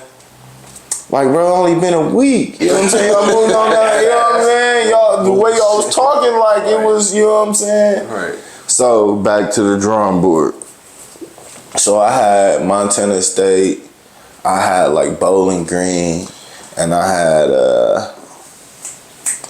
it was called... I was going to say, I seen some spots. I seen North Dakota, Ball State, Creighton, GB, Oregon State. Yeah, so that was like high school. Oh, okay, that was high school. Okay, yeah, that was like the end of high school. Okay. But out of JUCO, I didn't have too many, bro. I had Texas and Corpus Christi. Okay. Corpus Christi, whatever. It's I want to ask you, where was you sitting at a spot mentally at that point? Like, because you like how you said how you went from high kind of... Yeah, so at like, that point, this was... you know, at that point, the season was over. Okay. So now it's more so like, where's my life finna take me next? You know what I'm saying? So I go on a visit to Montana. You know what I'm saying? It was lit. I ain't gonna lie, it was lit. Okay. So I come back to school. You know what I'm saying? Montana still fucking with me. Bowling Green still fucking with me. But then a D2 hit me up. You know what I'm saying? Top D2, Montevello hit me up. You know, they won D2 Nationals and shit. So, like, it's a high major D2. But I'm like, I didn't do all of this to go D2. You know what I'm saying? No, if I would have had to go, I would have went. You know what I'm saying? But I'm like, I didn't do all of this to go D2. So I locked Montana State in right away. Like, hey, I'm going to commit. Okay. You know what I'm saying? So, moms ended up, so boom, they like, hey, you need to take some more courses in the summer to graduate. You know what I'm saying? If you want to graduate and come to summer school, by the second session of summer school, which is like around this time, like when kids are going now, it's around this time. They like, if you want to do the second session of summer school, you have to do these classes the first session and graduate. So I take like 2 classes. One I pass. One, you know, I ain't gonna say no names. None of the people are on the staff no more. But one of my coaches at Montana State, he hit me like, hey, when you take your final, call me. So I call him. I'm like, hey, I'm finna start the final. He like, look, my son, a high school math teacher. He's a math whiz. Call him when you take your final. Read him off the question. He's gonna give you the answer. You know, That's crazy. so crazy. I'm like, shit, bet. All right. I do this shit. I fail. I failed the final, so it's over. So I'm like, bro, you know what I'm saying? So here's the thing, moms pay for this shit out of pocket. She gonna want some motherfucking answers. You know what I'm saying? Period. Like, what she gonna want some answers? So I told, like, hey, I'm gonna have to tell moms. You know what I'm saying? He like, no, don't say nothing. This was like a Friday. He like, give us the Monday to figure it out. I'm like, all right. We supposed to go to Canada. You know what I'm saying? You know how the teams travel and shit. We supposed to go to Canada for like a week and a half. For you know, like the last 2 weeks of summer school, we was going to Canada. Okay. So now I can't even do that. You know what I'm saying? Because I didn't graduate. So now I have to graduate from this second semester. You know what I'm saying? So that Monday come, he called me. He like, all right, look, this was gonna happen. You know, he's like, your mom in the room? I'm like, yeah. So he like, all right, this was gonna happen. You're gonna receive a manila folder from a little town in Florida. You know what I'm saying? What's in that Florida is gonna be a course that you mail in. You know, it's some college courses that you can do by mail. He like, it's gonna be a whole course completed for you. You know what I'm saying? You pretty much just gotta copy it. You're gonna have one that's filled out, and you're gonna have one that's blank. Pretty much just copy it in your own handwriting, mail it in. And then when you take your test, you gotta have a proctor. You know what I'm saying? So, you know, I had a proctor. You can use notes. So pretty much when I took the test, I just had one test done and one test completely blank. You know what I'm saying? So, you know, yeah, bro, it get like that. So, you know what I'm saying? It get like that. So, you know, I ended up passing the class like a 98. You know what I'm saying? So outrageous, bro. You believe in all of those college stories that they be talking about? And I completely believe the shit now. That's small. That's small compared to like the shit that they would, you know what I'm saying? For them high players. For them right players, you know, but they did it and I was able to graduate. And I went to Montana State at the beginning of the fall semester. You know what I'm saying? So when I got there, I was super behind. You know what I'm saying? Like condition-wise, all that. Like it was at Juco, whether y'all believe it or not, we didn't condition like that. But we were in shape. You know what I'm saying? We didn't condition like we did conditioning, don't get me wrong. You know what I'm saying? But we more so played more than anything. Just hooped. Just hoop. We ain't start, we finna hoop. We gonna go full speed. Like we'd get on the line and run and do that shit. Don't get me wrong, but it wasn't like at fucking Montana State. Yeah. That shit was different at that Division I. Yeah. You know what I'm saying? Like what I mean different, bro, it was different. Like so I get there and you know I'm blowing. Yeah. You know, so I get there. First I get there, they just take me to the crib, I put my shit down, they like, let's go to the arena so you can get your stuff out your locker. You know what I'm saying? Anybody in Division I to tell you, when you walk in that locker room for the first time and see your locker and all that shit in there, you know what I'm saying, bro? Like it be different, bro. You know what I'm saying? You got 4-5 boxes of shoes, like, you know, 2 different 12 packs of socks. You know, you got all your shirts, your practice uniforms. You know, the jumpsuits they give you just to have. And this ain't even the travel fits. You know what I'm saying? This just the stuff. That's like the starter kit. You know what I'm saying? You get more shit throughout the year. Like it was different, bro. Like so you feel like you made it. Like I made it. You know what I'm saying? I'm showing, you know, I'm geek. You know what I'm saying? So the next day everything start though. You know what I'm saying? So we got individual practice. So you know, it's 3 players and every single coach is 40 minutes and you get 1 break. And it's fast paced. Like when I mean fast paced, bro, you probably get 400 or 500 reps in that 40 minutes. Like it's that fast paced. But I made it through like 15 minutes of it. You know what I'm saying? So coach like, all right, just sit on the side, you know what I'm saying? They giving me like little Nutri-Grain bars and shit, telling me drink water. You know, I'm fucked up. Like this shit different. So coach tell me like, hey, you look out of shape, huh? Yeah. I'm like, yeah. He like, okay, make this your last time stopping. Hey, this the first day. Don't stop no more. I don't care if you gotta walk. Don't stop no more. So the next day is conditioning day, 6 a.m. on the track. You know what I'm saying?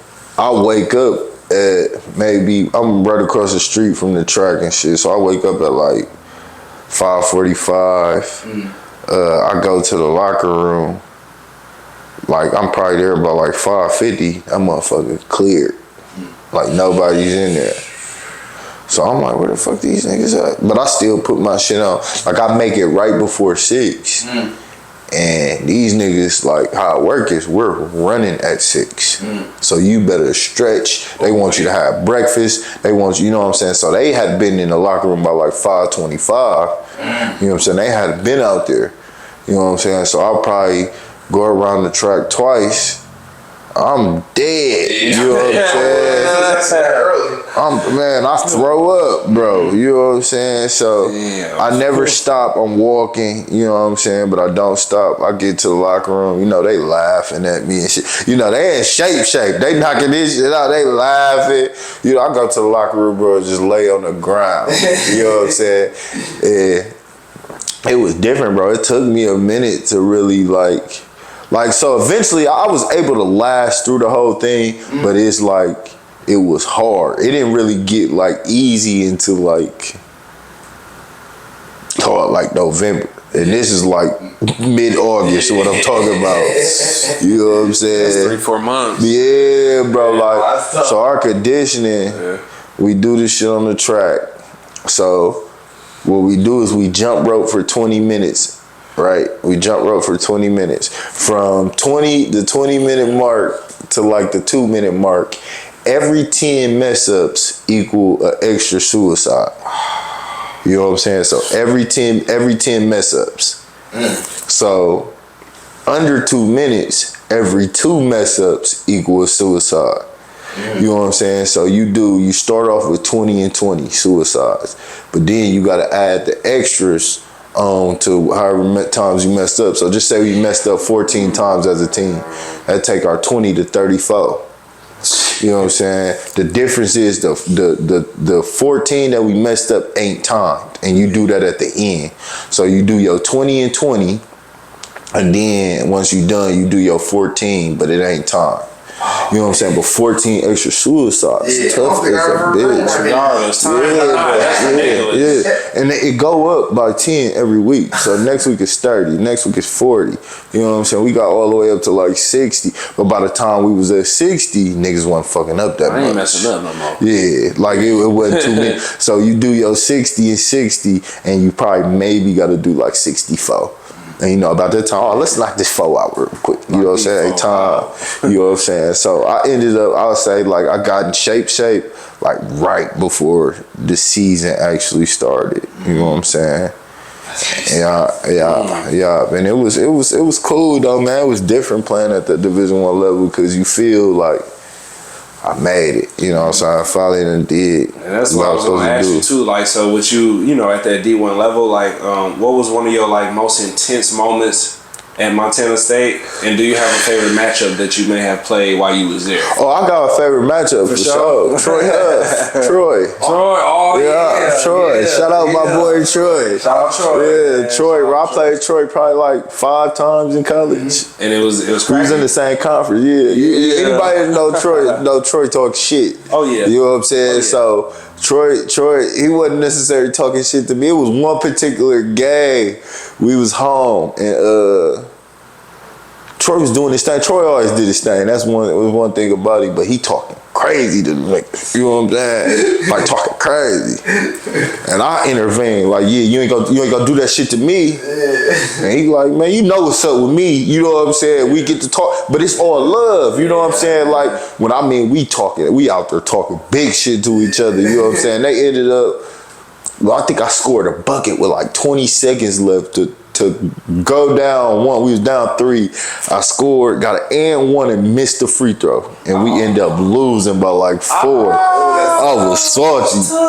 Had like 27. Troy had like 20-something. But that was my biggest matchup. But the biggest game I played, so the very first Division I game we played was at Key Arena. That's the Supersonics old arena. Okay. So Seattle University took it over. You know what I'm saying? So they got an NBA arena. You know what I'm saying? That's fire. So that was our very first game. You know what I'm saying? It was called the Elgin Baylor Classic. And so, boom, we go practice and shit. We go in the arena. It's nice. But you know, it's different. Like I said, with the high school, it's different. It's empty. So for the game time, we pull in the tunnel on the bus. So right then and there, my shit just get to Like, oh shit, you know, I ain't never pulled in no damn tunnel on no bus at this time. You know, I just see this shit on TV with the NBA players. You know what I'm saying? So now I'm like, oh shit, you know what I'm saying? The ones who been here, they cool about, you know what I'm saying? But like, I'm excited like the freshmen, you know what I'm saying? Cause I'm new to this too. You know what I'm saying? So we go in the locker room, bro. It's a big ass table with just snacks, bro. Like it's all like healthy shit though. Trail mix, Nutri-Grain bars, Cliff bars. They were sponsored by Powerade, so they had Powerade, shit like that. You know what I'm saying? But you can get how many you want, all of that. So it's time for shoot around, you know. Shoot around like an hour and a half before the game. So we go out there to shoot around. And shit, you know, it ain't too packed yet, but people there, you know, you see the cameras doing all the little different tests and shit. So we go back in, we put our uniforms on and shit, we come back out, it's probably like 25 minutes to game time. Now it's different, you know what I'm saying? The crowd there, you know what I'm saying, they student section there and shit. So, and I'm starting, you know what I'm saying? So, yeah, so I'm like, shit.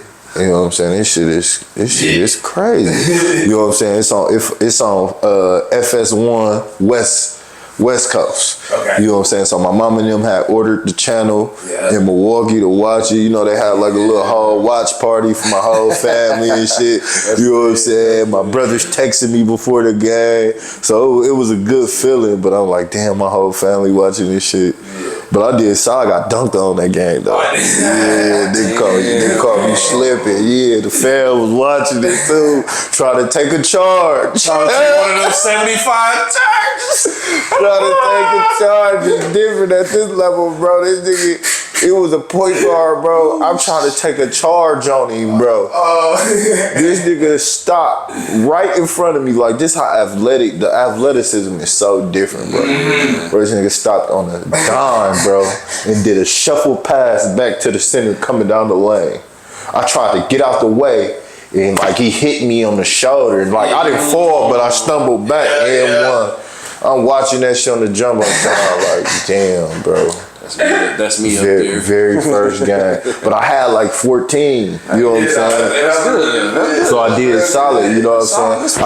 I get back to the locker room, check my phone, bro, them all on my heels, bro. All on my heels, like. We see you got poked out. You know what I'm saying? So I'm like, shit, it is what it is.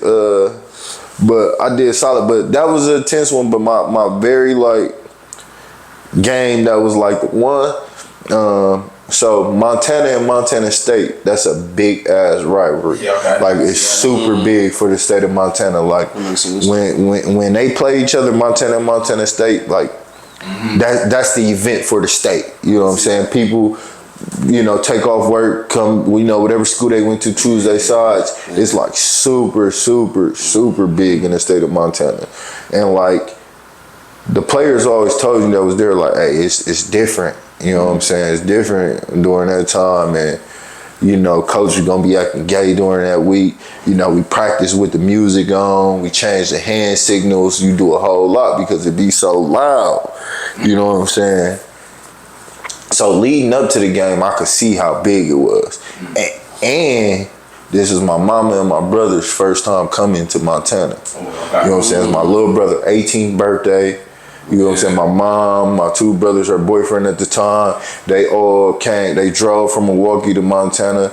You know what I'm saying? I got a little pay, you know what I'm saying? That you really showed them a good time now. You know what I'm saying? I'm telling my brother I'm going to throw him a party for his 18th birthday. So the game cracking, you know what I'm saying? So this is, my mama and them get to really see real college environment games, you know what I'm saying, where it's loud, you know, our fans was loud and shit. It was, and I had 30, you know what I'm saying, it's the highest scoring college game I ever had. That's right. Now I had 30 in front of my people on the best team in the conference. All my life, they ended up beating us by 2 because, yeah, man, my God, man, he should have gave me the ball. That's what it was. Like, I just keep it like that. I ain't want to say it, like but the play was designed for me to shoot that last shot, bro. Like, I only missed like one shot. Yeah. Like, I was on fire like that, bro. And we just drew up a play. he like faked the handoff to me and did like a step back and missed the shot. I was pissed. You know what I'm saying? But I'm like, shit, I got, you know, if we gonna lose, it is, I'm salty we lost, but at least I got my shit off. I got my shit off. In the big game, you know what I'm saying? So moms and them, and then I had a party, the party dead cracking afterwards. Like it just was a nice time for me and my family to be down there. So yeah, that was probably the biggest game I had in college was that game, you know, so. That's what's up, bro. That's the biggest game I had in college. Like, so Troy, the best player I played against in college, but the best player I played against, like at some point in my life, Harrison Barnes. Harrison Barnes. Where'd you play him at? I played him at Louisville at Kentucky Hoop Fest. What was good? Yeah, Kentucky Hoop Fest. How was that? Man. That nigga, man. I played some guys, bro. I played like Keith Applin. I played Michigan State. Yeah, I played what's the Ray McCullum that ended up playing on the I played some guys, but Harrison Barnes was by far because so it was my freshman year. You know, at this time like 39th in the country. I'm like number 5 in the Midwest. Yeah. You know, but he was like number 2. Okay. You know what I'm saying? But back then it ain't like I knew niggas by face. You know what I'm saying? I more so know a name than a face. You know what I'm saying? So it's 8 in the morning, the very first game of pool play at Kentucky Hoop Fest. You know, at this time, I ain't worried about nobody. And the only nigga I pretty much wanted to run into was like Brandon Knight, just because his name was so, you know what I'm saying? Like I knew who he was if I seen him. You know what I'm saying? I'm really looking for you because I got, you know what I'm saying? I want to see you. You know what I'm saying? But Harrison Barnes, I you know what I'm saying? I knew somebody named Harrison Barnes. I just didn't know. So he played Iowa Barnstormers. When I mean it's the most pro-ready player I ever played. Yeah. Like how he using curls, how he getting separation. He ain't dribbling too much. Like, you know what I'm saying? It was just, he elevate on his shots. Like how he played now was similar to how he played like when he was like 15. Real pro. Like you real pro-ish, you know what I'm saying? In tip-top shape. You know what I'm saying? I'm like, I can't wait to play him again. I never did. Doug McDermott was on that team too. Dougie. Yeah. Splash ball. Yeah. It's always the same. Like Yeah. I had him Cree-held Doug McDermott. You know what I'm saying? They popped us by like 25. Yeah. But we ended up winning the tournament though. But what's crazy, we beat DTA in the tournament. In the championship. That was, I don't know, I'm like, but that was one thing with Milwaukee, just as far as AAU. I'll be seeing, like, you know, as far as the big ones, y'all go out to other countries. I mean, other states, beat the top teams. Yeah, end up having to play against all even my years. Yeah, like the Rebels, Playground Elite, Johnny Jamil. That's all my grade. Oh no. Yeah, Jimmy, Nate, all them. Yeah.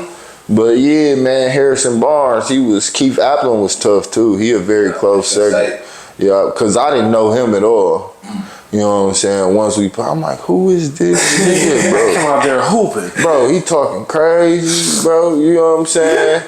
Hooping, bro. Like, and he ain't super athletic. You know what I'm saying? But what I mean, he giving me fits, bro. Like, you know what I'm saying? Like, I'm doing my thing too. But I'm like, damn, these niggas up, and I just can't stop this nigga. You know what I'm saying? Like, them the two niggas who I would say beat me in like a head-to-head battle. You know what I'm saying? Harrison Barnes. But I done played, bro. Like, my freshman year, I played against a dude named Juwan Johnson. He went to Purdue and he played on the Celtics. I do remember that. The dunker dude? Yeah, he was sort of like 3-and-D guy. No, he was big, bro. He was like 16. Yeah, his name is Juwan Johnson. He was like 16. Yeah, like super tall, skinny. He went to Purdue, then played on the Celtics for like 2 years. I played against him my freshman year. They won. He was a senior. I was a freshman. They won, but I had like 25. You know what I'm saying? I got matched up with this cat named Rodney Williams. He was 09. He was like one of the better players in 09. Y'all played in the league a little bit. He went to Minnesota. We popped him. You know what I'm saying? Got some matchups. Yeah, I played against a cat my senior year from Illinois St. Joe's, where like Isaiah Thomas then went. He ended up going to Marquette. You know what I'm saying? Popped them. No, we lost to them, but we didn't lose by that much. Yeah, I done played some cats, bro, but shit, niggas knew what was up with me too, though. You know what I'm saying? I played like, no, matter of fact, the best like game I ever had against somebody that was in the league,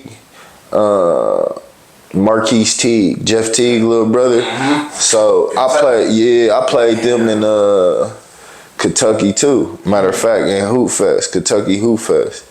And they was like one of the better teams. They 2011 though. They was a year younger. They just was so cold that they played up. They had like 7 of them niggas. They all went high major, bro. All of them went high major. But we played them, and when I mean every school in the country was at this game, bro, for them. Yeah. Every school. And this public record, bro, I'm going to send it to y'all, bro. I gave them niggas all they can handle, bro. Like, I hit him for like 35 and 15. Yeah. Like, the scouts, like, it wasn't nothing on the court he couldn't do. He playing the butter him, hitting threes, holding deep, like, you know what I'm saying? But I knew what time it was, you know what I'm saying?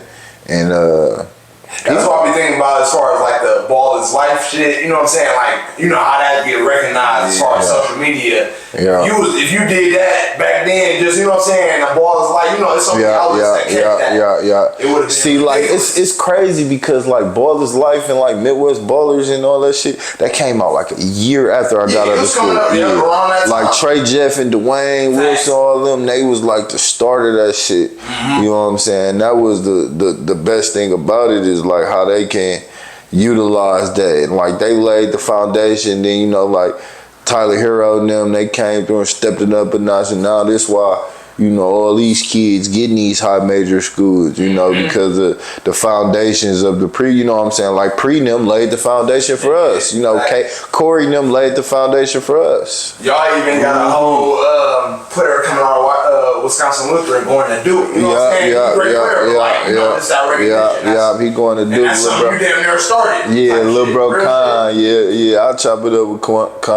I ain't get to holler at him before he went to, you know, before he left, because he down there right now. But like throughout the year, I chopped it up with Khan a lot. Like, so I went to a few Wisco games. Like I spoke to the team. You know what I'm saying? I chopped it up with Khan individually. I tried to make it to the game where he broke my record. So I went to the one before where I thought because he needed like 30 points and scored like 28. You know what I'm saying? I couldn't make it to the next. It was like South Milwaukee. I was like, I can't make that one. But you know what I'm saying? If anybody gonna break my records at Wisco, at least it's him. At least he's going. Somebody going to Duke. You know, he didn't just break my record. He broke every record. Like I'm talking, bro. He's the all-time leading scorer. He's the all-time single season scoring leader. He's the all-time rebounding leader. He's the all-time assist leader. He's the all-time free throw leader. He's the all-time 3-point. Like, I think steals might be the only one he ain't. But everything else, he broke every record, bro. That's beastie. That's why he want to do. That's beastie. Yeah, he a hard worker, a good kid, like all of that. You know what I'm saying? But all these kids, bro, you know, including my nephew, bro, like they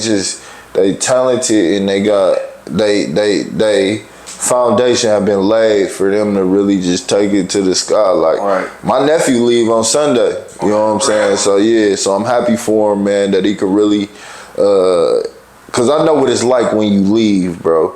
When you leave them first 2-3 weeks, it'd be different, bro. You gotta adjust, you know what I'm saying?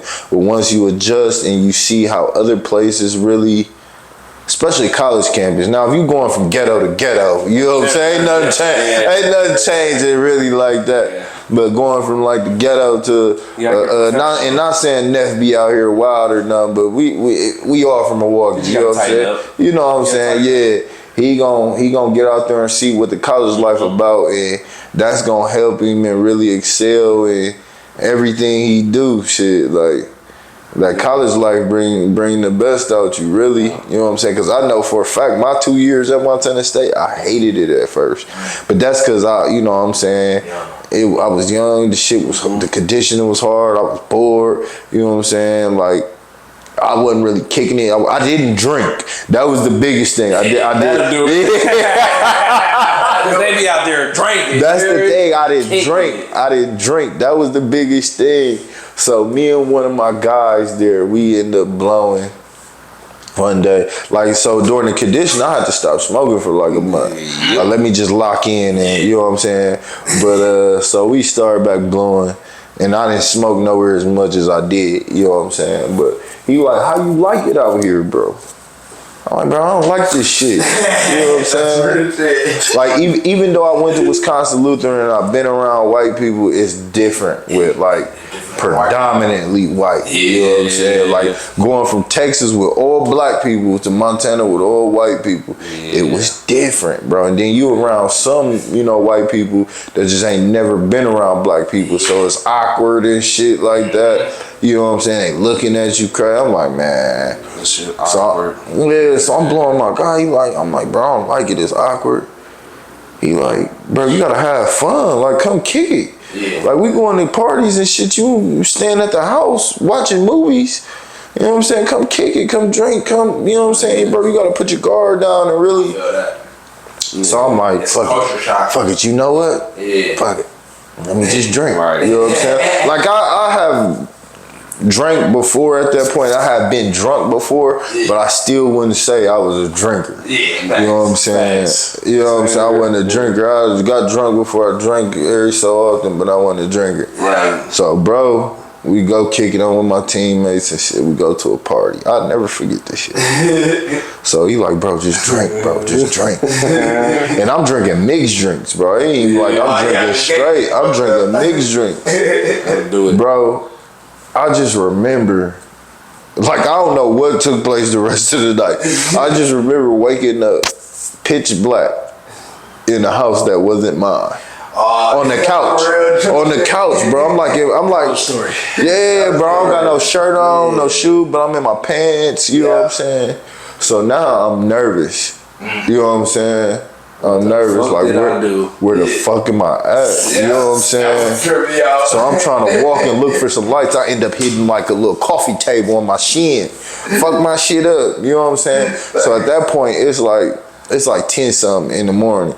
So people up, but they all in their rooms. So now I make this big ass loud noise. People start coming out. You know what I'm saying? So my teammates, you know, with the chick, you know how I go. Yeah. My teammates with some chicks, you know what I'm saying? After a while, they was really you know, they was cool. The chick, it was a house of 5 chicks. You know what I'm saying? They was just cool with the team.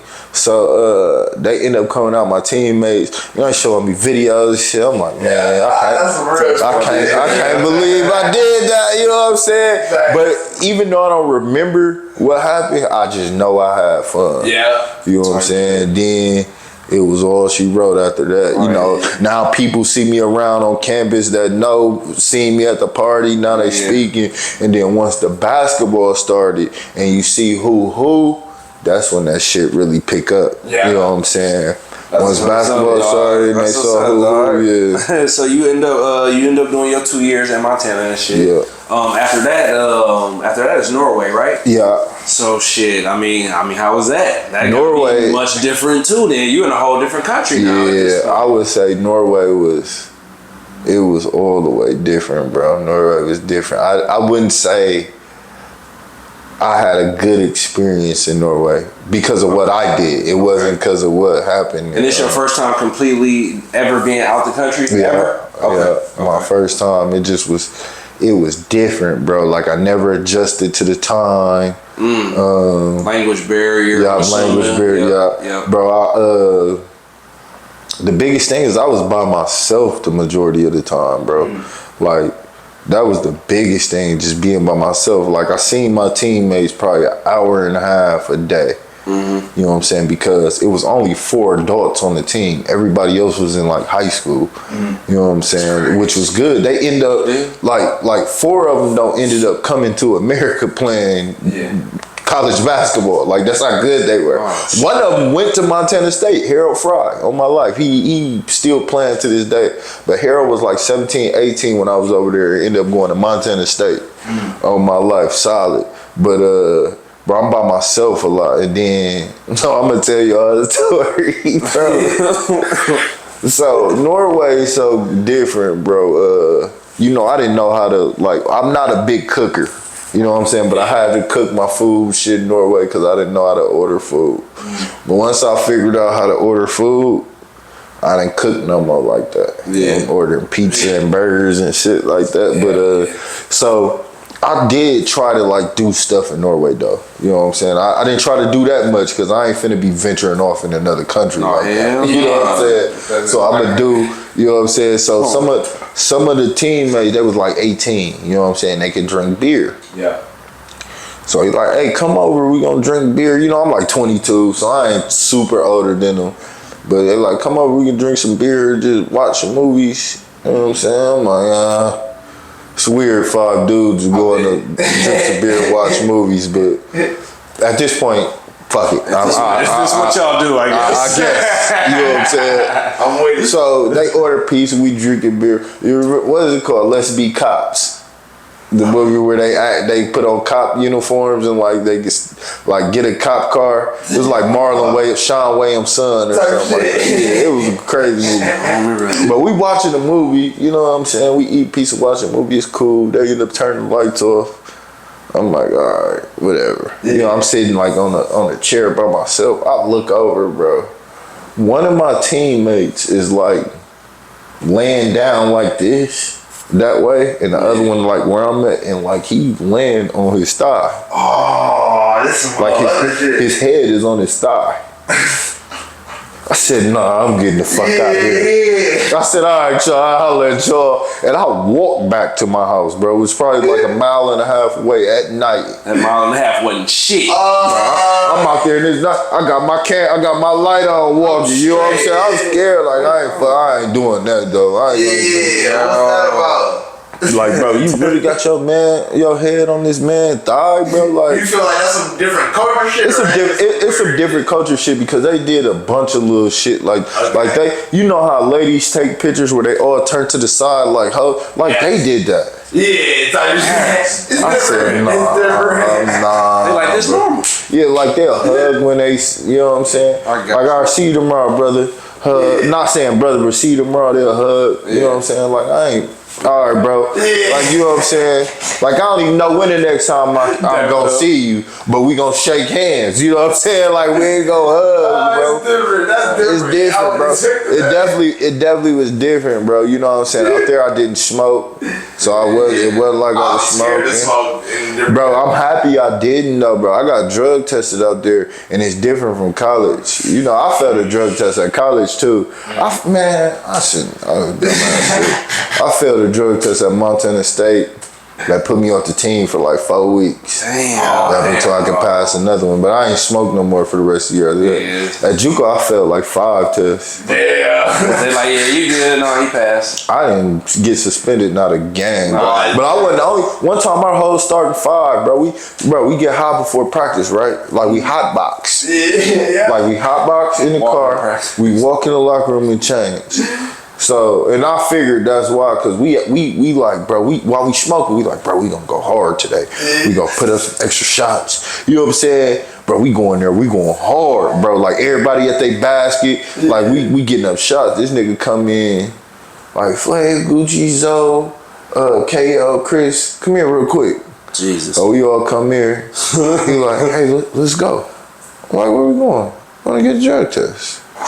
We all looked at each other like, fuck it. Yeah. All failed. All failed. Matter of fact, we know we failed. He never said nothing about the results. Like, you know what I'm saying? That's hilarious. He never said nothing about the results. That's hilarious, dog. Yeah, bro. But in Norway, I definitely didn't smoke cause A, I ain't know where to get that shit from.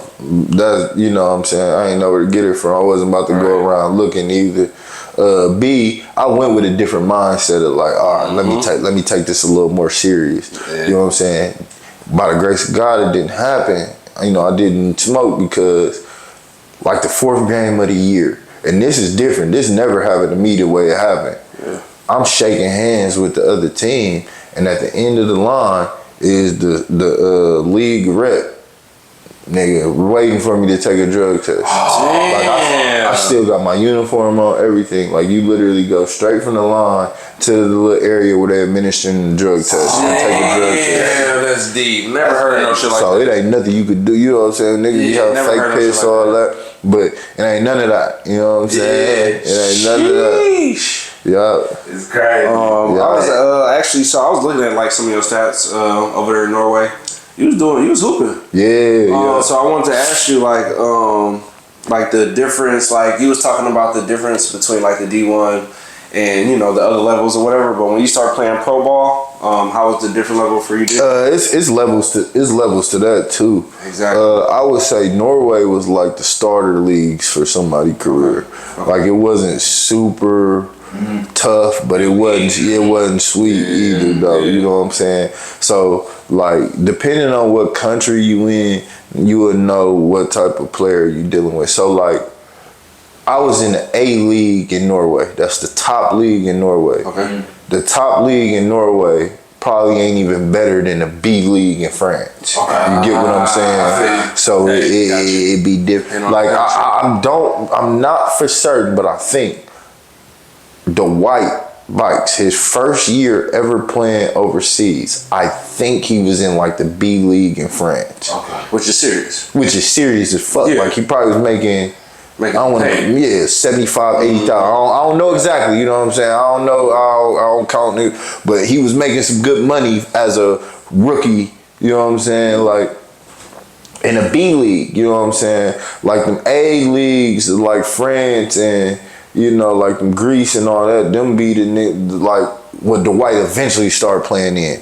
Where like Jerry was playing in. You know what I'm saying? Like, they was playing in like them A super leagues where these niggas is NBA bounce backs or people that got removed from the NBA, you know what I'm saying? Like, them the A leagues, you know what I'm saying? So like I said, depending on what country you in, you kind of know what level you at. You know what I'm saying? It wasn't necessarily, I don't think I could have played nowhere else. It was just shit, that's who took me. You know what I'm saying? I wasn't finna, you know what I'm saying, fuck around and pass up an opportunity, thinking, oh, I'm better than that. Shit, I just gotta get my foot in the door. We gone. All right. So was that one of your like goals in general, just to get like paid for basketball and like you finally got your first kind of like pro check? Yeah. Do you feel like you made it type shit? Or I did, how did bro. That feel for you? Yeah, when I got on that plane, bro, and it was a 15-hour flight. Yeah. You know what I'm saying? That's when I kind of... First of all. It was tough, bro. It was tough. And then you just in this new country and you like, damn. And you a nigga. World. Yeah, I'm a nigga. Yeah, that's a thing. I'm a nigga, you know what I'm saying? So it definitely was different. You get there, you get to the country you at, it's 8 in the morning, but it's fucking 9 o'clock at night in Milwaukee. You know what I'm saying? So my mama stand up for me. Yeah. You know what I'm saying? Like, I can't even call her from the airport. I literally have to FaceTime her when I get to my house because it's Wi-Fi. Yeah. You know what I'm saying? So now it's another 3 hours before I can call her. So by the time I call mom, it's 11:30, 12.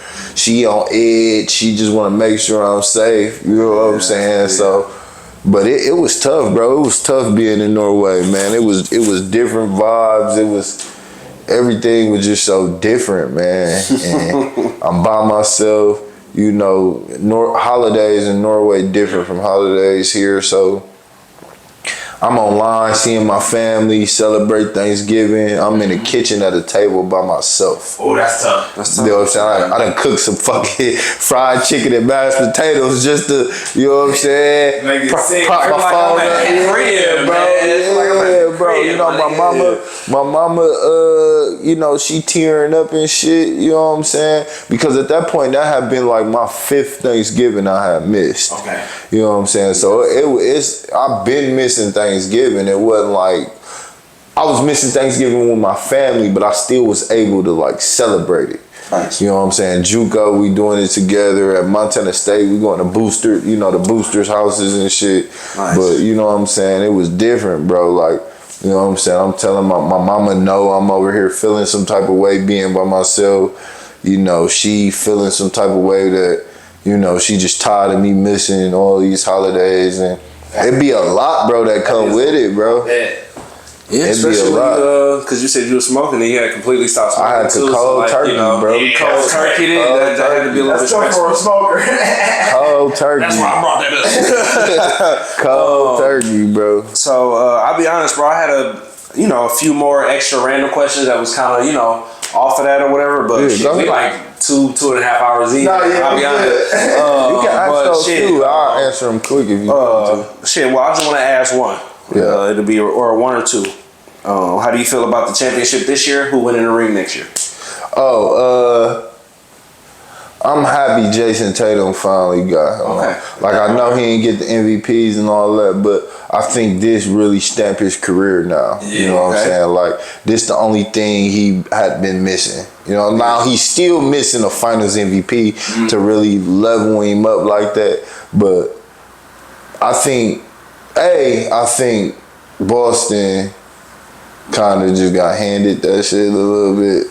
Like, I ain't saying they didn't work for it, because I hate that narrative of somebody handed you something. I feel like their only challenge was with Dallas. But we all was like, damn, they breezed through the East. Yeah, like but they might be that good. Even Dallas wasn't no real like challenge for them. I also think Missoula is a mastermind, bro. I think Missoula is a master. Like, I think Missoula actually coaches basketball where some of them niggas have to coach egos. You know what I'm saying? Like, J Kidd really had to coach some egos at the end of the day too. Like, Luka got an ego, Kyrie got an ego. You know what I'm saying? Kyrie, my boy, bro, he did good, but Kyrie ain't show up. You know what I'm saying? He ain't show up. Next year, who I think winning? I think with the right moves, the Bucks can make it up. They got to make the right moves. We coming from a Bucks fan position or actual? You really think that can happen? Both. Okay. Both. Honestly, I think the Bucks can do it. I think because the two players they got in Dame and Giannis, they both is like hard-nosed guys that this shit burn both of them. Watching Boston do it when y'all with Drew gone, not saying that they gave Drew to them, but releasing Drew to try to win the title, then the team Drew go to win the title, that leave a sour taste for Dame for sure. Motherfuckers saying Giannis really might not be like that. That's using the stand, you know what I'm saying? Like, they high level basketball players where they gonna be ready. I think Middleton can keep coming with it. I think we gotta get a better two guard. Like, Malik Beasley just ain't cutting it. He good. Agreed. We need a score, and I think we need a big. We need like another mobile shooter as a big. Like, we need one that can move big, that can defend those screens. But also, like, if Brook can fucking defend, it wouldn't be bad because he's stretched. You know what I'm saying? Then you barely can get your shot slow as hell and shit. Like, it's just a lot. Like, I keep Bobby. You know what I'm saying? I think we need a few people. We need another guard. We need another guard. I think we need to fucking put some faith in Beauchamp need some faith. Or fucking Andre Jackson. We need to put some faith in one of them to be that bench scorer. You know what I'm saying? Bobby solid. You know what I'm saying? We really like 3 pieces away from being okay. Facts. Facts. Well, shit, bro. That was honestly, bro. Yeah. I'm gonna let Jonny Bee over here wrap it up, bro. But as far as interview wise and shit, bro, that was one of the best interviews that I've participated Appreciate in. you, bro. We went overboard pretty much just because of all the information, bro. And you know what I'm saying? I'm glad we talked about your talents. I'm glad to have you here. Glad that we know you personally, bro. And it was a great interview, bro. Appreciate y'all, bro. And too, you know what I'm saying? Just because I know you know the knowledge of the game, we'd love to have you back on just to pick your brain. We got your story, you know what I'm saying? 100. But this ain't a basketball program, but we love basketball on here. We grew up playing that shit. So we'd love to have your opinion on stuff, you know what I'm saying? Pick your mind on the basketball tip and just on real life tip, you know what I'm saying? Because you a real nigga, you know what I'm saying? Appreciate you, bro. I'll come back anytime just because, man, like I said, no beat personally. You reached out to me, bro, and you just showed me love. You know what I'm saying? It's just a pleasure to even, be here and want to know my story. Yeah, you know facts. What I'm saying? So a lot of times people don't, Yeah. So I appreciate it. And from the outside looking in, man, I'm telling you, just just as a fan from the outside looking in, man, you showed me a lot. I was supporting you from I didn't know you, but you know what I'm saying? I was a fan of yours, you know what I'm saying? You was doing your thing. Your legacy is there, you know what I'm saying? So I'm most definitely grateful that you came on to my platform. It's all coming full form to me, you know what I'm saying? So I appreciate you like you appreciate us. I appreciate you coming on big time. Yeah, man, I'll come back through whenever you you know what I'm saying? Want to chop it up again, I'll definitely be back through here. Before we let you go, any shout outs you want to do? Man, shout out to my family, bro. My family that I'm super family oriented.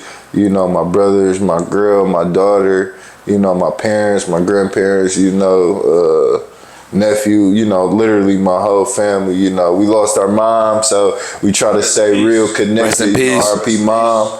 So we try to stay real connected. So. You know, shout out to my crew, man. Special shout out to my actual household. You know, my girl, my daughter, they hold me down a lot. You know, they keep me motivated, they keep me happy, they keep me going. So, you know, shout out to them. Man, hey, I appreciate you coming through, man. Great interview, great sit down. I always wanted your story. I got a whole lot of information that I didn't know. You know what I'm saying? So it's great, and we most definitely gonna have him back on, man. Real killer. Also, too, bro, where can the people follow you at if they want to get some more information or hit you up about something or anything like that? Yeah, my name on Instagram is FlickP15. Facebook Flavien Davis. You know, you can always follow me on any of them. I do got a Snapchat. I don't even know it. I really don't be on there like that, but yeah. I really don't be on there, but yeah, you can reach out to me Facebook, Instagram. Yeah, we chop it up. Anybody else, podcast, whatever. I'm free. I just like to tell my story. I like people to want to hear my story, so. Most definitely. Yeah. Well, I'm glad we got it out there, man. Hey, Beeski, we on JBTV, tapping in with Flav Davis, man. Real killer, man. And I love the story, man. So y'all, shout out to y'all, man. Love. Appreciate you.